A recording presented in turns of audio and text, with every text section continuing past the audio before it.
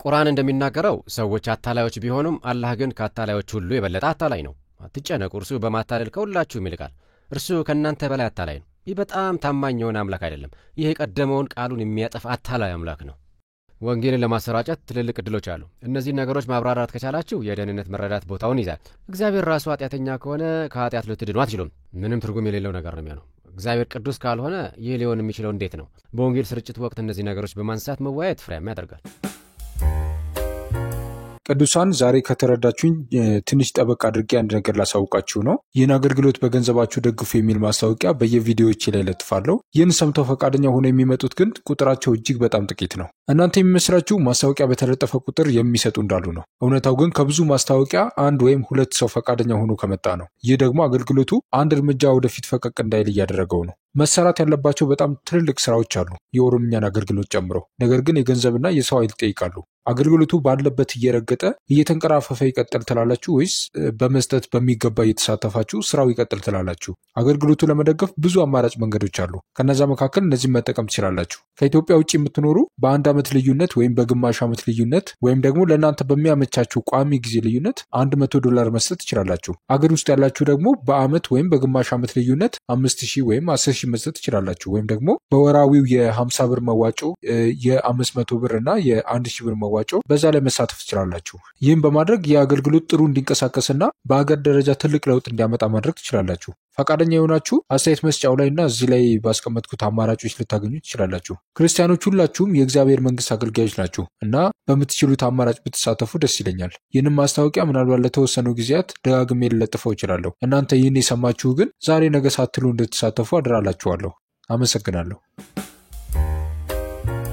ይህ ሙስሊሞችና ክርስቲያኖች የሚያምኑት አንድ አምላክ ነውን የሚለውን ጥያቄ የተመለከተ የመጀመሪያው ክፍል ነው። የምናመልከው አንድ አምላክ ነውን? ይህ በጣም አስፈላጊ ጥያቄ ነው። ክርስቲያኖች የሚለያዩበት ጥያቄና የተለያዩ ክርስቲያኖች የተለያዩ የእምነት አቋም የያዙበት ጥያቄ መሆኑን እውቅና መስጠትም አስፈላጊ ነው። ይህንን ጥያቄ በተመለከተ የምትከተሉት መንገድ መጠነ ሰፊ ተጽዕኖ እንዳለው ልትረዱ ይገባል። በሙስሊሞች መካከል ስኖር በነበረበትና የመስክ ስራ በነበረበት ወቅት የነበረኝ አመለካከት አንድ አይነት አምላክ እንደምናመልክ ይመስለኝ ነበር። ስለ ጉዳዩ ብዙም አልጨነቅም ነበር። ስለ እግዚአብሔርና ስለ ማንነቱ ተነጋገር። ከሙስሊሞች ጋር ስንቀራረብ እንደ ተግባራዊ ቅድመ ግንዛቤ ያ በጣም ትክክል ነው። ከሙስሊሞች ጋር መጀመሪያ ስትገናኙ ማድረግ የሌለባችሁ ነገር ቢኖር አምላካቸው እውነተኛ አምላክ መሆን አለመሆኑን መከራከር ያጠቃሚ አይደለም። ነገር ግን አንድ አምላክ መሆን አለመሆኑን በተመለከተ ጥልቅ ጥያቄዎችን የጠየቅን እንደሆነ ቁርአንን ለዓመታት ካጠናሁና በቁርአንና በመጽሐፍ ቅዱስ መካከል የሚገኙትን ልዩነቶች በደንብ ካጤንኩ በኋላ አንድ አምላክ መሆኑን በብዙ ወደ መጠራጠር መጥቻለሁ። ከእነዚህ ምርመራዎች ያገኘኋቸውን ግኝቶችም ከእናንተ ጋር ካፈላለሁ። ይህ ሙስሊሞች ከገዛ እምነታቸው ጋር በተያያዘ ወይንም ደግሞ እግዚአብሔርን ለማግኘት ካላቸው ጥማት ጋር በተያያዘ የሚጠይቁ ጥያቄ ነው። አንድ ጊዜ ከእስልምና የመጣ አንድ ሰው አገኘኝና እንዲህ አለኝ። በእግዚአብሔር አምናለሁ፣ ነገር ግን በእኔ አምላክና በእስልምና መካከል ምክንያታዊ ማብራሪያ ልሰጠው የማልችለው ተቃርኖ መኖሩን ደርሼበታለሁ። ስለዚህ ይህ ሰው እያለ ያለው በእግዚአብሔር አምናለሁ፣ ሕሊናዬ ደግሞ እግዚአብሔር ምን እንደሚመስል ይነግረኛል። የፍቅር አምላክ ወይም የእውነት አምላክ፣ ነገር ግን እስልምናን ሳጠና የተለየ አምላክ ነው የማየው። እዚህ ጋር ተቃርኖ ይታየኛል። ስለዚህ ይህንን እንዴት ነው የማደርገው? ትክክለኛ አምላክ የትኛው ነው እያለ ነው። አያን ሂርሲ አሊ እንደተናገረችው ሙስሊሞች የፍቅርን አምላክ እየፈለጉ ነው፣ ነገር ግን አላህን እያገኙት ነው። ያ እንዴት ሊሆን ይችላል? ምንድን ነው እየሆነ ያለው? የእግዚአብሔር ማንነት ጥያቄ እውነትንና ከእግዚአብሔር ጋር ኅብረትን ለሚፈልጉ ለሰዎች በጣም ማዕከላዊ የሆነ ጥያቄ ነው። ወንጌልን በማሰራጨት ውስጥ ወሳኝ ጥያቄ ነው። አንድ አይነት አምላክ ስለ ማምለክ አለማምለካችን እስልምና ምን ይላል? የምንመለከተው የመጀመሪያው ነጥብ እርሱ ነው። ቁርአን እንደሚናገረው አላህ የአብርሃም አምላክ ነው።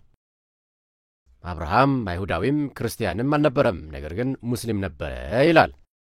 ስለዚህ አላህ የአብርሃም አምላክ ነው። ከዚህም አልፎ የአብርሃም ሃይማኖት እስልምና ነው። ስለዚህ የአብርሃማዊ ሃይማኖት ስብሰባ ስታደርጉ ከእስልምና እይታ አንጻር አብርሃማዊ ሃይማኖት እስልምና ነው፣ ምክንያቱም አብርሃም ሙስሊም ነበርና። እንደ እስልምና የመጽሐፍ ቅዱስ ነቢያት ሙስሊሞች ነበሩ። ሙሴ ሙስሊም ነበር። አዳምን እኛ እንደ ነቢይ አናየውም፣ ነገር ግን በእስልምና እንደ ነቢይ ይታያል። እርሱ ሙስሊም ነበር። ሰለሞን ሙስሊም ነበር። መጥምቁ ዮሐንስ ሙስሊም ነበር። ኢየሱስ ሙስሊም ነቢይ ነበር። ደቀ መዛሙርቱ ሙስሊሞች ነበሩ። በቁርአን ውስጥ እኛ ሙስሊሞች ነን ይላሉ። ዮናስ ሙስሊም ነበር። ይህንን የመናገሪያ ሌላኛው መንገድ ሰለሞን በኢየሩሳሌም ቤተ መቅደስን ገንብቶ ከሆነ መስጊድ ነበር። ኢየሩሳሌም የእስልምና ቅድስት ከተማ የመሆኗ ምክንያት ሰለሞን በዚያ መስጊድ ስለገነባ ነው። እነዚህ ሁሉ ነቢያት ምናልባት አይሁዶች ሊሆኑ ይችላሉ፣ ነገር ግን ሙስሊም አይሁዶች ናቸው። ስለዚህ ቅሪቶቻቸው በሙሉ እስላማዊ ቅሪቶች ናቸው፣ እስልምና ናቸው። አንድ አምላክ ነው የምናመልከው የሚለውና የአብርሃም የይስሐቅና ያዕቆብ እምነት የመሐመድ እምነት ነው የሚለው የእስልምና የማዕዘን ድንጋይ ነው። አንዱ የእስልምና ሃይማኖት ነው። ስለዚህ የመጽሐፍ ቅዱሱ እግዚአብሔር የቁርአኑ አላህ መሆን አለበት። አንድ አምላክ ነው የምናመልከው ብሎ መናገር እስላማዊ አስተምህሮ ነው። ይሁዲነትና ክርስትና ስረ መሠረታቸው እስልምና እንደሆነ መናገር እንደዚሁ እስላማዊ አስተምህሮ ነው። መስራች ነቢያቶቻችን ሙስሊሞች መሆናቸው በእነርሱ በኩል እስላማዊ የነበሩ መጻሕፍቶች የሆኑትን መገለጦች ከእግዚአብሔር እንደተቀበልንና የተበረዝን ሙስሊሞች እንደሆንን ይታመናል። መንገዳችንን ስተናል። መጻሕፍቶቻችን ተዘበራርቀዋል። ንጹሕ ሃይማኖት የለንም። ያለን ብቸኛ ትክክለኛነት ትክክለኛ መገኛችን ከሆነው ከእስልምና መምጣታችን ነው። ነገር ግን እስልምና የክርስትናና የይሁዲ ውርሶች እውነተኛ ወራሽ እንደሆነ ይናገራል። በዚህ አመለካከት መሠረት እስልምና ኦሪጂናል ሃይማኖት ሲሆን ይሁዲነትና ክርስትና ከእርሱ ነው የተገኙት። ክርስትናና ይሁዲነት የተበረዙ ግኝቶች ናቸው። መጻሕፍቶቻቸውም የተበረዙ ናቸው። ነገር ግን ወደ እስልምና መመለስ የእነዚህ ብርዝ ሃይማኖቶች ተከታዮች ግዴታ ነው። እስልምናና መሐመድን መቀበል። ምክንያቱም መሐመድ የመጽሐፍ ቅዱስ ሃይማኖቶች ተስፋዎች ትክክለኛ ወራሽ ነውና። እስልምና እውነተኛው ይሁዲነትና እውነተኛው ክርስትና ነው። በዚህ አመለካከት መሠረት ኢየሱስ ማን ነው? በእስልምና ኢሳ በመባል ይጠራል። የእግዚአብሔር ልጅ አይደለም። እርሱን የእግዚአብሔር ልጅ ብሎ መጥራት ይቅርታ የሌለው ኃጢአት ነው። ሰው ብቻ ነው። ነቢይ ነው። እንደ ቁርአን እርሱ በመስቀል ላይ አልሞተም። እንደ እርሱ የሆነ ነው የመሰለው። የእስልምና ነቢይ ነው። እንዲሁም አዲስ እንደሚናገረው ኢሳ ተመልሶ ሲመጣ መስቀሎችን ይሰባብራል፣ እንዲሁም ጂዚያን ያስቀራል። ይህም ማለት ዚማ ተግባራዊ አይሆንም ማለት ነው። በዓለም ላይ ሙስሊም ያልሆነ ሰው ሆኖ መኖር አይቻልም ማለት ነው። ኢየሱስ በሰይፉና በሰራዊቱ ይገድላል፣ ቤተ ክርስቲያንንም ያጠፋል። እያንዳንዱ ሰውም ሙስሊም እንዲሆን ያስገድዳል። በእስልምና የነገረ ፍጻሜ ወይም የዓለም ፍጻሜ እይታ ኢሳ የክርስትና አጥፊ ነው። ብዙ ጊዜ ሙስሊሞች እንዲህ ይሉኛል፣ ኢሳ ተመልሶ ሲመጣ እያንዳንዳችሁን መንጥሮ እንደሚያወጣችሁና የመሐመድን ሸሪያ እንድትከተሉ እንደሚጠራችሁ አታውቁምን? አንዳንድ ጊዜ ሙስሊሞች እንደዚህ ይላሉ፣ እኛ ኢየሱስን እናከብራለን፣ ስለዚህ እናንተ ለምን መሐመድን አታከብሩትም? እምነትንም እንናገራለን። አንዳንዴ እንዲህ በማለት እመልሳለሁ፣ ይህ የምትሉት ኢሳ መስቀልንና ቤተ ክርስቲያንን ሊያጠፋ የሚመለሰው ነው? እርሱ እኔ ከማውቀው ኢየሱስ የተለየ ኢየሱስ ይመስላል። ለዚህ ዓላማ የሚመጣ አይደለም። ስለዚህ ስናጠቃልል እስልምና የሚናገረው እኛ አንድ አምላክ እንደምናመልክ ነው። ይህ አምላክ በግልጽ በቁርአን ውስጥ የተገለጠው አላህ ነው። ስለዚህ ኢየሱስን በትክክል ለመከተል ከፈለጋችሁ ቁርአንን አንብቡ፣ ሙስሊምም ሁኑ። ይህ መልእክት ክርስቲያኖችን ለማስለም ጠንካራ በሆነ ሁኔታ ጥቅም ላይ ውሏል። ኢየሱስን የምትወዱ ከሆናችሁ ሙስሊም ሁኑ፣ ምክንያቱም ኢየሱስን አታጡትም። እርሱም በእናንተ ደስ ይሰኛል፣ ምክንያቱም እርሱ ከሁሉ በላይ ሙስሊም ነቢይ ነውና። የክርስቶስን አምላክነት ወይንም ያንን ግራ አጋቢ የሆነውን ሥላሴን ማመን አይጠበቅባችሁም። ዝም ብላችሁ ሙስሊም ብቻ ሁኑ። በእርግጥ አንዳንድ ሰዎች ወደ እስልምና የሚለወጡት ኢየሱስን ስለሚወዱ ነው።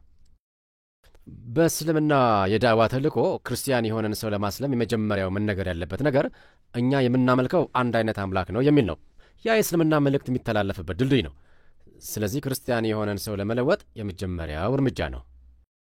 የአብርሃምን አምላክ ነው የምናመልከው፣ የኢየሱስ ክርስቶስን አምላክ ነው የምናመልከው ከሚሉት ሐሳቦች ጋር እንድንስማማ ማድረግ። እንድትቀበሉ የሚፈልጉት ያንን ነው።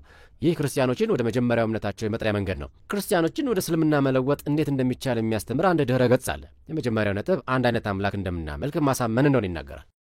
ይህንን አመለካከት በሚገባ የሚገልጽ የኒውዮርክ ነዋሪ ከሆነው ከሸሚም ኤ ሲድቂ የተላከ ደብዳቤ እንዲህ ይላል። አብርሃም፣ ሙሴ፣ ኢየሱስና መሐመድ ሁሉም የእስላም ነቢያት ናቸው። እስልምና የአሜሪካ ይሁዶ ወክርስቲያን ሙስሊም የጋራ ቅርስ ነው። አስተውሉ፣ የይሁዶ ወክርስቲያን ቅርስ አይደለም። የይሁዶ ወክርስቲያን ወሙስሊም ቅርስ ወይንም አብርሃማዊ ትውፊት እንጂ። በእርግጥ አክራሪ ሙስሊሞች ይሁዶ ወክርስቲያን እሴቶች ወይንም ይሁዶ ወክርስቲያን ስልጣኔ የሚለውን አነጋገር አምርረው ይጠሉታል። አብርሃማዊ ማንነት እንድንቀበል ይፈልጋሉ። በዚያውም እስላማዊ ማንነት እንድንቀበል ማለት ነው። ሲዲቅ እያለ ያለው በአሜሪካ ውስጥ እስላማዊ ማህበረሰቦች አሉ፣ እሴታቸውም አብርሃማዊ ሃይማኖት ነው። እርሱ እየተናገረ ያለው እስልምና የጋራ ቅርሳችን መሆኑን ነው። እንደ ክርስቲያኖች እስልምና የጋራ ቅርሳችን ነው፣ ምክንያቱም የምንከተለው ሙስሊም የሆነ ነቢይ ነውና። ይህ ደግሞ ሁሉንም የአሜሪካ ሕዝቦች የሚያስተሳስር በመሆኑ የእግዚአብሔርን መንግስት መመስረት የሦስቱም አብርሃማዊ ሃይማኖቶች ኃላፊነት ነው። ስለ ሸሪያ ሕግ ነው እያወራ ያለው። እስልምና ዲን ነው፣ የክርስቲያኖችና የአይሁዶች እምነት ወይንም የኑሮ ዘይቤ ነበር። ነገር ግን እነርሱ በሰዎች ፈጠራ ምክንያት ሊያጡት ችለዋል። አሁን ሙስሊሞች አይሁድና ክርስቲያን ወንድሞቻቸውንና እህቶቻቸውን ስለ መጀመሪያው እምነታቸው ሊያሳስቧቸው ይፈልጋሉ። እነዚህ የታሪክ እውነታዎች ናቸው። የእስላማዊት አሜሪካ ምን እንደምትመስል የተቀመጠ ራዕይ ሲሆን አይሁዶችና ክርስቲያኖች እርሷን እውን ለማድረግ ለምን ከሙስሊሞች ጋር መተባበር እንዳለባቸው የሚናገር ነው። የምናመልከው አንድ አምላክ ነውን የሚለውን ጥያቄ እንዴት ነው መመለስ ያለብን? ቀለል ያለ ጥያቄ ይመስላል፣ ነገር ግን ቀላል ጥያቄ አይደለም። ስም ብቻ ይዛችሁ መሄድ አትችሉም። አላህ የሚለው ቃል አምላክ ወይም አልኢላህ የሚል የአረብኛ ቃል ነው። አላህ ሴማዊ ቃል ነው። በዕብራይስጥ ኤሎሂም ከሚለው ጋር የሚዛመድ የሴማዊ ቋንቋ መሰረት ያለው ቃል ነው። እነዚህ ይገናኛሉ። አምላክ የሚል ትርጉም ካለው ጥንታዊ ሴማዊ ቃል ነው። አምላክ የሚለው በአረብ ብዙ አማልክት መካከል የአንዱ መጠሪያ ይሆናል ማለት ነው። የመሐመድ አባት አብደላህ ወይንም የአላህ ባሪያ ተብሎ ተጠርቷል። ስለዚህ አላህ ከመሐመድ በፊት በአረቢያ ይመለክ የነበረ ሲሆን ነገር ግን በመሐመድ ብቸኛ እውነተኛ አምላክ እንደሆነ ተነገረለት። ነገር ግን ጉዳዩ የስም ጉዳይ አይደለም። ፈጣሪን አላህ ወይንም እግዚአብሔር ብሎ የመጥራትም ጉዳይ አይደለም። ነገር ግን ከስም ያለፈ ነው። ከስሙ በስተጀርባ ስለሚገኘው ነገር ነው አሁን የምናገረው። ስለዚያ ነው አረብኛ ተናጋሪ ክርስቲያኖችም ብዙ ጊዜ እግዚአብሔርን አላህ ብለው እንደሚጠሩት ማወቅ አስፈላጊ ነው። ስለዚህ አሁንም ጉዳዩ ስለ ስም አይደለም። በእንግሊዝኛ እግዚአብሔርን ጎድ በማለት እንጠራዋለን። ይህም የመጣው የጀርመን ጎሳዎች የሚያመልኳቸውን ኦዲን፣ ቶርና የመሳሰሉትን አማልክት ለመጥራት ከሚገለግሉበት ቃል ነው። የጥንት ጀርመናውያን ክርስቲያኖች ጎድ የሚለውን ቃል በመውሰድ ለመጽሐፍ ቅዱስ እግዚአብሔር መጠሪያ ያደረጉት። ስለዚህ ስለምትጠቀሙት ቃል ሳይሆን ከቃሉ በስተጀርባ ስለሚገኘው ነገር ነው። ጥያቄው እንዲህ የሚል ነው። አንድ አምላክ ነው የምናመልከው የሚለውን እስላማዊ ትምህርት መቀበል የመቻቻልና የመልካም እምነት ወይንም የወዳጅነት አመለካከት ነው ወይንስ እስላማዊ አስተምሮን በመቀበላቸው ምክንያት ለእስልምና መገዛት ነው? አንድ አምላክ ነው የምናመልከው የሚለው እስላማዊ አስተምሮ ነው። አንድን ሰው ወደ እስልምና ለመለወጥ ከሚጠቀሙ ስልቶች መካከል አንዱ ነው። ያን ከተቀበላችሁ እስልምናን መቀበላችሁ ነው፣ ወይንም ደግሞ ወዳጆች፣ በጎችና እንግዳ ተቀባዮች መሆናችሁ ነው። ያ ሊጠየቅ የሚገባ አስፈላጊ ጥያቄ ነው። የሰማይና የምድር ፈጣሪ አንድ አምላክ ብቻ እንዳለ ለመናገር እወዳለሁ። ይህ አጽንኦት ሊሰጠው የሚገባ ጉዳይ ነው። ለምሳሌ ሙስሊም ይህንን ጥያቄ ቢጠይቃችሁ መልሳችሁ ሊሆን የሚገባው የሁሉ ፈጣሪ የሆነ አንድ አምላክ አለ የሚል መሆን አለበት። ስለዚህ እኛ በፍጹም ይህንን ጉዳይ የተከራከርን አይደለም። በሚያስገርም ሁኔታ ሰዎች ስለዚህ ጉዳይ የተለያየ አመለካከት አላቸው። በአፍሪካ ውስጥ በሚስዮናዊነት የሚያገለግሉ ሰዎች ያሰለጥኑ የነበሩት ጆን ቸስወርዝ አሁን እንግሊዝ ሀገር ነው የሚኖሩት። ሰዎች ወደ ፕሮግራሞቻቸው ሲመጡ ከመጀመሪያው አእምሯቸውን እንዲያዘጋጁ እንደሚጠይቋቸው ይናገራሉ። እንዲህ አለ። ይህ በሙስሊም ማህበረሰቦች መካከል የሚሰሩት ክርስቲያኖች ስራቸውን ሲጀምሩ ስለሚያጋጥማቸው አጣብቅኝ ያሳየናል። የክርስትና አምላክ ከእስልምና አምላክ ጋር አንድ ነውን? ምን አይነት አመለካከት መከተል እንዳለባቸው ለተማሪዎቻችን አንነግርም። በፈተና ጊዜም ለሚያንጸባርቁት አመለካከት ነጥብ አንነፍጋቸው። ዋና ጉዳይ ምን እንደሚያምኑ እንዲወስኑ ማድረግ ነው። ምክንያቱም ከሙስሊሞች ጋር ባላቸው ግንኙነት መልክ ለማስያዝ ይረዳቸዋልና። ያ ሁሉን አቀፍ የሆነ የልበ ሰፊነት አቀራረብ ነው። ነገር ግን ጥያቄው አመለካከታችሁ የማይለዋወጥ ይሆናል ወይ የሚል ነው። እኔ አንድ አምላክ ነው የሚል አመለካከት ነበረኝ። ነገር ግን ጊዜ በሄደ ቁጥር የማንኛውም ሰው አመለካከት ሊለወጥ ይችላል። ቁርአንን የበለጠ ከተረዳችሁ ወይንም ደግሞ መጽሐፍ ቅዱስን ይበልጥ ካጠናችሁ የተለየ አመለካከት ልታዳብሩ ትችላላችሁ። ቸስወርዝ በስልጠና መርሃ ግብራቸው ውስጥ ይህን እንደ ፖሊሲ ማስገባታቸው ቀልብን ይስባል። ይህንን ጥያቄ የምንመልስባቸው የተለያዩ መንገዶች አሉ። እንዲህ በማለት መጠየቅ ትችላላችሁ። አንድ አይነት አሰራር አላቸውን? የመጽሐፍ ቅዱሱ እግዚአብሔርና የቁርአኑ አምላክ አንድ አይነት አሰራር አላቸውን? የማይገጣጠሙ ነገሮች አሉ። ለምሳሌ የመጽሐፍ ቅዱሱ እግዚአብሔር በድንጋይ የመውገርን ሕግ ሰጥቷል። ነገር ግን ኢየሱስ በዝሙት የተያዘችውን ሴት ይቅር ባላትና በሰላም እንድትሄድ በነገራት ጊዜ ያስቀራው ነው የሚመስለው። ነገር ግን መሐመድ መልሶ አምጥቶታል። እንዴት ነው ታዲያ ሕጉን ሰጥቶ ከጊዜ በኋላ እንዲቀር ያደረገው አምላክ መልሶ ካመጣው አምላክ ጋር አንድ ሊሆን የሚችለው? ስነ መለኮታዊ ዥንብር ይመስላል። ስለዚህ ሁለቱ አማልክት እርስ በርሳቸው የሚጣረሱ ነው የሚመስሉት። የቁርአኑ አምላክ እግዚአብሔር ከአይሁድ ጋር ያደረገው ቃል ኪዳን ተሽሯል ይላል። የመጽሐፍ ቅዱሱ አምላክ ግን እግዚአብሔር ለአይሁድ ሕዝብ ያለውን ፍቅርና ታማኝነት እንደማይሽር ይናገራል። ስለዚህ የተለያዩ አሰራሮችን የሚከተሉ ነው የሚመስሉት። አንድ አይነት ትምህርት ያስተምራሉን? ጥሩ ጥያቄ ነው። የሥላሴ እምነት ጉዳይ አለ። በኢየሱስ የምታምኑ ከሆነ ሙስሊሞች ግን አያምኑም። አንድ አምላክ ስለማመናችን የሚነሳውን ጥያቄ ለመመለስ ይህ በቂ ነውን? አንድ ባህርያት አላቸውን? በባህርያቸው ይመሳሰላሉን? አንዳንድ መመሳሰሎችን ብቻ ማየት በቂ አይደለም። ቁልፍ የሆኑ ልዩነቶችንም ማየት ያስፈልጋል። ማርሲዮናዊነት አማራጭ እንዳልሆነ መቀበል ያስፈልገናል። ማርሲዮን የብሉይ ኪዳን አምላክ ከአዲስ ኪዳን አምላክ የተለየ እንደሆነ የተከራከረ የጥንት ቤተ ክርስቲያን አስተማሪ ነበር። የሁለት የተለያዩ አማልክቶችን አስተምሮ አዘጋጅቶ ነበር። በጥንቷ ቤተ ክርስቲያን ያ እንደ ስህተት ትምህርት ተወግዞ ነበር። ስለዚህ ሙስሊሞች የብሉይ ኪዳንን አምላክ ነው የሚያመልኩት፣ እኛ ግን የኢየሱስን አምላክ ነው የምናመልከው በማለት መናገር አንችልም። ሰዎች እንደዚያ ሲሉ አልፎ አልፎ ሰማለሁ። ይህ ሙሉ በሙሉ የተቃወሰ ንግግር ነው። ምክንያቱም የኢየሱስ አምላክ የብሉይ ኪዳን አምላክ ነውና የእርሱ መጽሐፍ ቅዱስ የዕብራይስጥ መጽሐፍ ቅዱስ ነበር። እርሱም ያስተማረው ስለዚህ አምላክ ነበር። ስለዚህ ማርሲዮናዊነት ሊሰራ አይችልም። ይህ ጥያቄ ከተመለሰ መቆየቱን ማወቅ አስፈላጊ ነው። የመጽሐፍ ቅዱሱ እግዚአብሔርና የቁርአኑ እግዚአብሔር ጥቂት የጋራ ባህርያት እንዳሏቸውም ማወቅ አስፈላጊ ነው። ሁለቱም ፈጣሪ ናቸው። ሁለቱም ርኅሩህ ፈራጆች ናቸው። ርኅራኄ ምን እንደሆነ የትርጉም ልዩነት ሊኖር ይችላል። ነገር ግን በአጠቃላይ አነጋገር እውነት ነው። ሁለቱም መገለጥን ይሰጣሉ፣ ቃላትን ለሰው ልጆች ይገልጣሉ። ሁለቱም ሁሉን ቻይነት፣ ሁሉን አዋቂነት፣ በሁሉም ቦታ መገኘት የሚሉትን ይጋራሉ። ነገር ግን በሁሉም ቦታ መገኘት የሚለውን ወደ ኋላ እመጣበታለሁ። ስለዚህ ብዙ የጋራ የሆኑ ነገሮች አሏቸው። አያችሁ፣ የጋራ የሆኑ ነገሮች መኖራቸው ማንነትን ለማረጋጋት በቂ አይደለም። ጆርጅ ቡሽ የተባሉ 2 የአሜሪካ ፕሬዚዳንቶች ነበሩ። ሁለቱም ተመሳሳይ የሆነ የድምፅ ቅላጼ ነበራቸው። ነገር ግን የተለያዩ ፕሬዚዳንቶች ነበሩ። የተለያዩ መሆናቸውን ለመረዳት ልዩነቶቻቸውን እንጂ ማየት የሚገባችሁ የስማቸውን መመሳሰል አይደለም። ጥቂት መመሳሰሎች ማንነትን አያረጋግጡ። ሁላችንም ተመሳሳይ የሆኑ ብዙ ነገሮች አሉን።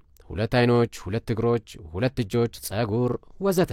ነገር ግን ከነዚህ መመሳሰሎች መካከል አንዱም እንኳ ማንነትን ማረጋጋጥ አይችሉም። በጥንቃቄ ወሳኝ የሆኑ ልዩነቶችን ለይታችሁ ማየት አለባችሁ። ጥቃቅን ልዩነቶችን አይደለም፣ ነገር ግን ዋና ልዩነቶችን። በ6 ልዩነቶች ላይ ማተኮር እፈልጋለሁ።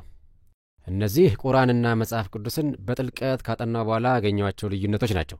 በጥልቀትም አስቤያቸዋለሁ። ከአዲስና ብሉይ ኪዳን በመነሳት ሊብራሩ የሚችሉ ልዩነቶች ናቸው። እነዚህ ብሉይ ኪዳንም ሆነ አዲስ ኪዳን ወጥ በሆነ ሁኔታ የሚናገሯቸው የእግዚአብሔር ባህሪያት ናቸው። ቁርአንን ከአዲስ ኪዳን ወይንም ከብሉይ ኪዳን ጋር እያወዳደርን አይደለም። ቁርአንን ከመላው መጽሐፍ ቅዱስ ጋር እያወዳደርን እንጂ። ጥቂት ረፍት እንውሰድ። በታማኝነት በየወሩ 50 ብር ለዚህ አገልግሎት መስጠት የማይከብዳችሁ ክርስቲያኖች በዚህ ስልክ ቁጥር አጭር የጽሑፍ መልእክት በመላክ ተመዝግባችሁ አብራችሁን አገልግሉ። ከተመዘገባችሁ አገልግሎቱን በተመለከተ አጫጭር መልእክቶች በስልካችሁ የሚደርሷችሁ ይሆናል። ከዛ በተጨማሪ ለአገልግሎቱ ማድረግ ልዩ ስጦታ መስጠት የምትችሉ ደግሞ ይህንን የባንክ ቁጥር ተጠቀሙ። ስለተሳትፏችሁ እናመሰግናለን። አንድ አምላክ እናመልካለንን በሚለው ጥያቄ ስር በቁርአን አምላክ፣ በአላህና በመጽሐፍ ቅዱስ አምላክ በያህዌ መካከል የሚገኙትን ልዩነቶች እንመለከታለን። 6 ልዩነቶችን ነቅሼ በማውጣት በጥያቄ መልክ አስቀምጣለሁ። እነዚህን ባህሪያት በተመለከተ ከሙስሊሞች ጋር ስትወያዩ ሊረዷችሁ የሚችሉ የውይይት ስልቶችን ወይንም ጥያቄዎችን አስቀምጣለሁ። ምክንያቱም የእግዚአብሔር ማንነት ጉዳይ ከሙስሊሞች ጋር ስንወያይ ፍሬያማ የሆነ የውይይት ርዕስ ስለሆነ ስለ እነዚህ ባህሪያት በጥያቄ መልኩ እናገራለሁ። 6 ባህሪያት ይገኛሉ። የመጀመሪያው እግዚአብሔር የክፋት ፈጣሪ ነውን የሚል ነው። ክፋት ከየት መጣ? እግዚአብሔር የክፋት ምንጭ ነውን? ሁለተኛው እግዚአብሔር ሀልወት አለውን? ራሱን እንዲገኝ ማድረግ ይችላልን የሚል ነው። ሶስተኛው እግዚአብሔር ቅዱስ ነውን? አራተኛው እኛ በአምሳለ እግዚአብሔር የተፈጠርነንን? አምስተኛው እግዚአብሔር አፍቃሪ ነውን? ስድስተኛው እግዚአብሔር እውነተኛ ነውን? በዚህኛው ክፍል የመጀመሪያዎችን 3 ባህሪያት እንመለከታለን። ስለ ክፋት ምንጭ፣ የእግዚአብሔር ሀልወትና የእግዚአብሔር ቅድስና። ቁርአን አላህ በዓለም ውስጥ ያለው ክፋት ምንጭ መሆኑን የሚናገር ይመስላል። ይህም ደግሞ ክርስቲያኖችን ሊያስደንቅ ይችላል። አንድን ሙስሊም እስኪ ክፋት ከየት መጣ ብላችሁ ጠይቁት። ሁሉም ነገር የተፈጠረው በአላህ ስለሆነ ክፋትንም የፈጠረው አላህ ነው ብሎ ሊመልስላችሁ ይችላል። ቁርአን ሱራ 91 ላይ እንደሚናገረው አላህ ክፋትን በፍጥረታቱ ላይ ተንፍሶባቸዋል። ስለዚህ በዓለም ውስጥ የሚገኘውን ክፋት ያነሳሳው እርሱ ነው። ከዚያም በሱራ ምዕራፍ 7 ከቁጥር 10 እስከ 14 ላይ አላህ ሰይጣንን እንዳጣመመው ይናገራል። ሰዎችን ከትክክለኛው መንገድ ወደ ተሳሳተ መንገድ ለመምራት አላህ እንዳጣመመው ራሱ ሰይጣን ይናገራል። ስለዚህ ሰይጣንን ክፉ ያደረገው ማን ነው? በዓለም ውስጥ የሚገኘው ክፋት ምንጭ እርሱ ነው። ይህ መጽሐፍ ቅዱስ ከሚያስተምረው እጅግ የተለየ ነው። መጽሐፍ ቅዱስ በእግዚአብሔር ማንነት ውስጥ ክፋት እንደሌለ ይናገራል። በእግዚአብሔር ዘንድ አመፃ የለም። መዝሙር ምዕራፍ 92 ቁጥር 15። እንዲያውም እግዚአብሔር ክፋትን መታገስ አይችልም። ትንቢተ ዕንባቆም ምዕራፍ 1 ቁጥር 13። በእግዚአብሔር ዘንድም ጨለማ የለም። አንደኛ ዮሐንስ ምዕራፍ 1 ቁጥር 5። ስለዚህ እግዚአብሔር ንጹሕና መልካም ነው። እግዚአብሔር መልካም ነው። በእስልምና እግዚአብሔር የሁሉም ነገሮች ምንጭ ነው፣ የመልካምም የክፉ። ይህ በጣም ወሳኝ የሆኑ ጥያቄዎችን ያጨራል። እግዚአብሔር በውስጡ ክፋት እንዴት ሊኖር ይችላል? ቅዱስ ያልሆነ አምላክ ሌሎችን እንዴት መቀደስ ይችላል? እግዚአብሔር ራሱ ፍጹም ካልሆነ ፍጽምናን እንዴት ማግኘት ይቻላል? አላህ ጥመትን ሰው ውስጥ ከተነፈሰ ያ ማለት በአላህ በራሱ ውስጥ ጥመት አለ ማለት ነው። ስለዚህ በእግዚአብሔር ውስጥ ክፋትና ጨለማ አለ ማለት ነው። ይህ ለደህንነትና እግዚአብሔር ከሰዎች ጋር ስለሚሰራበት ሁኔታ ከባድ ጥያቄዎችን ያስነሳል። ከሙስሊሞች ጋር ጥሩ የሆኑ የውይይት ነጥቦችን የሚፈጥሩ ጠንካራ ጥያቄዎችን ማንሳት ትችላላችሁ። ሙስሊሞች ጥያቄዎችን ይጠይቋችሁ ይሰለጥናሉ። በሦስት አማልክት ለምን ታምናላችሁ? ወይንም ኢየሱስ እንዴት የእግዚአብሔር ልጅ ይሆናል? ያ ምንም ትርጉም አይሰጥም ሊሏችሁ ይችላሉ። ጉዳዩን ወደ ፍጻሜ ለማምጣት እናንተም ጥያቄዎችን መጠየቅ ትችላላችሁ። አላህ አምላክ ነውን? ይህ በጣም ቀልብ የሚስብ ጥያቄ ነው። የአላህ ባህሪ በእርግጥ መልካም ነውን? ክፋት ካላህ ዘንድ የሚመጣ ከሆነ አምላክ እንዴት ክፋትን ሊፈጥር ይችላል? እነዚህ አስፈላጊ ጥያቄዎች ናቸው። እነዚህ ወደ እግዚአብሔር ለሚመጡት ሰዎች መቅረብ ያለባቸው ጥያቄዎች ናቸው። በወንጌል ማድረስ ትምህርቶች ወቅት ሊነሱ ይችላሉ። ነገር ግን በእስልምና ውስጥ ከሚገኙ አስፈላጊ ጉዳዮች ጋር ስለሚያያዙ ነው ማነሳቸው። ሰዎች በግላቸው የሚያምኗቸው ማናቸውም ነገሮች በእስልምና አስፈላጊ የሆኑ ጉዳዮች ናቸው። አላህ በሰዎች ውስጥ የሚገኘውን ክፋት ይቀሰቅሳልን? ሰይጣንን ክፉ ያደረገው ማን ነው? ያ በእውነት በጣም ቀልብ የሚስብ ጥያቄ ነው። ምክንያቱም አምላክ ኃጢአተኛ ከሆነ፣ ኃጢአት ከአምላክ ከመነጨ፣ ኃጢአተኞች ከአምላክ ጋር ቢኖሩ ችግር አይኖሩም። ጥሩ ወዳጆች ሊሆኑ ይችላሉ። ይህ ከሆነ በገነት ውስጥ ለመኖር ይቅር ልትባሉና ልትነጹ አያሻችሁም። ክፉና መልካም ነገር በገነት ውስጥ ሊኖር ይችላል። ያ ምንም አይነት ችግር የለውም። ክፋት ከአምላክ ዘንድ የሚመጣ ከሆነ ትልቅ ልዩነት ይፈጥራል። ስለዚህ እነዚህን ጥያቄዎች መጠየቅ ትችላላችሁ። ሁለተኛው ባህሪ ከእግዚአብሔር የመገኘት ችሎታ ጋር የተያዘ ነው። ቁርአን አላህ በሁሉም ቦታ እንደሚገኝ ይናገራል። ምስራቅና በምዕራብ ሁሉንም ነገር ይጠቀልላል። እርሱ ከልባችሁ በላይ ቅርብ ነው። ይህ በሁሉም ቦታ መገኘቱን ነው የሚያሳየው። ነገር ግን አላህ በአንድም ቦታ በሙላት አይገኝም። በሙላት በአንድ ቦታ መገኘት አይችልም። ከልባችሁ በላይ ቅርብ ነው የሚለውን የሚያብራሩ ሀተታዎች አላህ ሁሉን እንደሚያይና እንደሚሰማ ነው የሚናገሩት። ሁሉን ነገር ያውቃል። በፍጥረቱ ውስጥ መሳተፍ ስለማይችል በትክክል እንደማይገኝ ግልጽ ያደርጋሉ። ይህ ማለት ምን ማለት እንደሆነ የነገረ መለኮት ምሁር የሚናገረውን እነሆ። እርሱ ከዙፋኑ በላይ ነው። ሰማያትና በሩቅ ያሉት ከዋክብት፣ እርሱ ለአገልጋዮቹ ከልቦቻቸው ይልቅ ቅርብ ነው። ለሁሉም ነገሮች ምስክር ነው። ስለዚህ እርሱ ሁሉን ነገር ያያል፣ ይሰማልም። ትርጉሙ ያ ነው። የእርሱ ቅርበት ተፈጥሮው ከሌሎች ነገሮች ተፈጥሮ እንደተለየ ሁሉ አንድ ነገር ወደ ሌላው ከሚቀርበው አቀራረብ የተለየ ነው። ስለዚህ ይህ ሰው እያለ ያለው እግዚአብሔር ቅርብ ነው ስንል ይህ ነገር ቅርብ ነው ወይንም አንተ ቅርብ ነህ እንደምንለው አይነት አይደለም። እርሱ አይለካም፣ በቦታም አይገደብም፣ በምድርም ሆነ በሰማይ አይወሰን፣ በምንም ነገር ውስጥ አይኖርም፣ ምንም ነገር በእርሱ ውስጥ አይኖርም። ይህ በጣም ጠንካራ አባባል ነው። እግዚአብሔር በምንም ነገር ውስጥ የለም፣ ምንም ነገር በእግዚአብሔር ውስጥ የለም። መጽሐፍ ቅዱስ ስለ እግዚአብሔር የሚናገረው ይህንን ነውን? በጊዜ እንዳልተወሰነ ሁሉ በቦታም ከመገኘት የራቀ ነው። ስለዚህ ይህ ሙሉ በሙሉ የተለየና በፍጥረቱ ውስጥ በምንም መንገድ መሳተፍ የማይችል አምላክ ነው። ሙሉ በሙሉ ከፍጥረቱ የተለየ ነው። መጽሐፍ ቅዱስ ምንድን ነው የሚለው? መጽሐፍ ቅዱስን ከመጀመሪያው እስከ መጨረሻው ድረስ በማንበብ እግዚአብሔር የሚገኝበትን ቦታ ማየት ትችላላችሁ። የመጽሐፍ ቅዱስ አጠቃላይ ታሪክም የእግዚአብሔር ሀለወት ጉዳይ ነው። በኤደን ገነት ውስጥ እግዚአብሔር በየምሽቱ ይመላለስ ነበር። ከአዳምና ከሔዋን ጋር በየምሽቱ ይነጋገር ነበር። ሙስሊሞች ያ እንዴት ሊሆን ይችላል? አላህ በገነት ውስጥ እንዴት ሊመላለስ ይችላል ይላሉ። እንግዲህ አላህ አይችልም፣ እግዚአብሔር ግን ይችላል። እስራኤላውያን ከግብፅ መውጣታቸው በተነገረበት በዘጸአት ውስጥ ጌታ ሌሊት በእሳት አምድ፣ ቀን በደመና አምድ ከፊታቸው ይሄድ እንደነበር አስታውሱ። እግዚአብሔር እስራኤላውያን በሚያደርጓቸው ነገሮች በማዘን አዲስ ሕዝብን አስነሳልሃለሁ፣ እነዚህን በማጥፋት ሌላ የተሻለ ሕዝብ አስነሳለሁ በማለት ለሙሴ መናገሩን እናያለን። ሙሴም መልሶ ግብፃውያን ምን ይላሉ? እስራኤላውያንን ከእነርሱ ነፃ ለማውጣት ያንን ሁሉ ቅጣት አመጣህባቸው፣ አሁን ደግሞ ሌላ ሕዝብ ማስነሳት ትፈልጋለህን? አለው። እግዚአብሔርም በቃ መልአክ እልካለሁ አለ። ሙሴም መልሶ ከመልአክ ጋር አልሄድም፣ አንተ ከእኛ ጋር ካልሆንክ እባክን አታውጣን፣ አንተ ከእኛ ጋር ካልሆንክ አንሄድም አለ። እንግዲህ ይህ ምልልስ ምንን ያመለክታል? ምን ማለት ነው? እግዚአብሔር በአካል መገኘት ካልቻለ ምን ማለት ሊሆን ይችላል? በመቅደስ ውስጥ የእግዚአብሔር ክብር በኪሩቤል ክንፎች መካከል ይገኝ ነበር። ዳዊት በመዝሙር ምዕራፍ 51 ላይ ቅዱስ መንፈስን አትውሰድብኝ በማለት የተናገረውን አስታውሱ። ጌታዊ ሕልውናን አትውሰድብኝ። በእርግጥ ኢየሱስ የእግዚአብሔር ሀለወት ከእኛ ጋር መሆን ነው። እርሱ እግዚአብሔር ከእኛ ጋር ነው፣ እግዚአብሔር ከሕዝቡ ጋር ይሆናል የሚለው መርህ እውን መሆን ነው። መንፈስ ቅዱስ ከአማኞች ጋርና በቤተ ክርስቲያን ውስጥ መሆኑ እግዚአብሔር ከሕዝቡ ጋር የመሆኑ መገለጫ ነው። እግዚአብሔር ይገለጣል የሚለውን አባባል እወደዋለሁ። እግዚአብሔር መገኘቱን በሥራው ያሳያል። አዎን፣ እግዚአብሔር በሁሉም ቦታ ነው። ነገር ግን ደግሞ በተለየ ሁኔታ ራሱን የመግለጥ ችሎታ አለው። መጽሐፍ ቅዱስም እግዚአብሔር ሕዝቡን እንደሚጎበኝ ይናገራል። ይህ የዘካርያስ መዝሙር ነው። እርሱ ሕዝቡን ጎብኝቷል፣ ተቤዥቶታልም። ይህ መጽሐፉ ተስፋ ነው። በራእይ መጽሐፍ ውስጥ በመጨረሻ ከእግዚአብሔር ጋር እንደምንሆን የተሰጠው ተስፋ ከእነርሱ ጋር ይሆናል፣ እነርሱም ሕዝቡ ይሆናሉ። ከእያንዳንዳቸው ዐይኖች ላይ እንባዎችን ማበስ ይችል ዘንድ በአካል ከእነርሱ ጋር ይሆናል።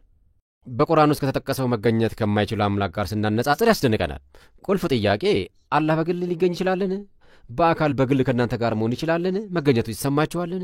ከእናንተ ጋር አለን? ይህ ሙስሊሞች ስለ እግዚአብሔር ሕልውና ያላቸውን ስሜትና ከእርሱ ጋር ያላቸውን ኅብረት በተመለከተ ልንጠይቃቸው የሚገባ ጥያቄ ነው። ስለ መጽሐፍ ቅዱስ፣ ስለ ኢየሱስና ስለ መንፈስ ቅዱስ ከእነርሱ ጋር ለመነጋገር በር ይከፍትልናል። እንደ ክርስቲያን ራሱን ለእናንተ የገለጠውን የግል አምላክ ማወቃችሁ ለሙስሊም በጣም ተግዳሮት ነው። ሊወራና በውይይታችሁ ወቅት ቀዳሚ ሊሆን የሚገባው ጉዳይ ነው። ሦስተኛው ላተኩርበት የምፈልገው ርዕስ የእግዚአብሔር ቅድስና ነው። መጽሐፍ ቅዱስ እግዚአብሔር ቅዱስ እንደሆነ ይናገራል። ይህ የእግዚአብሔር በጣም ወሳኝ ባህሪ ነው። በመጽሐፍ ቅዱስ ውስጥ በሺዎች ለሚቆጠሩ ጊዜያት ተደጋግሞ ተጠቅሷል። የእግዚአብሔርም ሕዝቦች ቅዱሳን መሆን እንደሚገባቸው ተነግሯል። ያህዌ ሙሴን እንዲህ አለው፣ ለመላው የእስራኤል ማኅበር እንዲህ በለህ ተናገር፣ እኔ ያህዌ አምላካችሁ ቅዱስ ነኝና እናንተም ቅዱሳን ሆነው። እንግዲህ ይህንን በማለታችን ከእስልምና እጅግ ርቀናል። ምክንያቱም እስልምና ምንንም ነገር ከእግዚአብሔር ጋር ማመሳሰል ይቅርታ የሌለው ኃጢአት ነው ይላልና። ስለዚህ በእስልምና መሠረት እግዚአብሔር እኔን ምሰሉ ብሎ መናገሩ የማይታሰብ ነው። ይህ በእስልምና ይቅርታ የሌለው ሽርክ የተሰኘው ኃጢአት ነው። ስለዚህ እግዚአብሔር ቅዱስ ስለሆነ እኛም እርሱ ቅዱሳን መሆን ይጠበቅብናል። አላህ ቅዱስ መሆኑ በቁርአን ውስጥ ሁለቴ ተጠቅሷል። ሁለት ጊዜ ብቻ። ከ99 የአላህ ስሞች መካከል 46ቱ ከዚህ በላይ ተደጋግመው ተጠቅሰዋል። ስለዚህ 50ኛ ላይ ተቀምጧል። በእስልምና ቅዱስ ተብሎ የሚጠሩት ነገሮች ናቸው። ለምሳሌ ያህል ቅዱስ ቁርአን።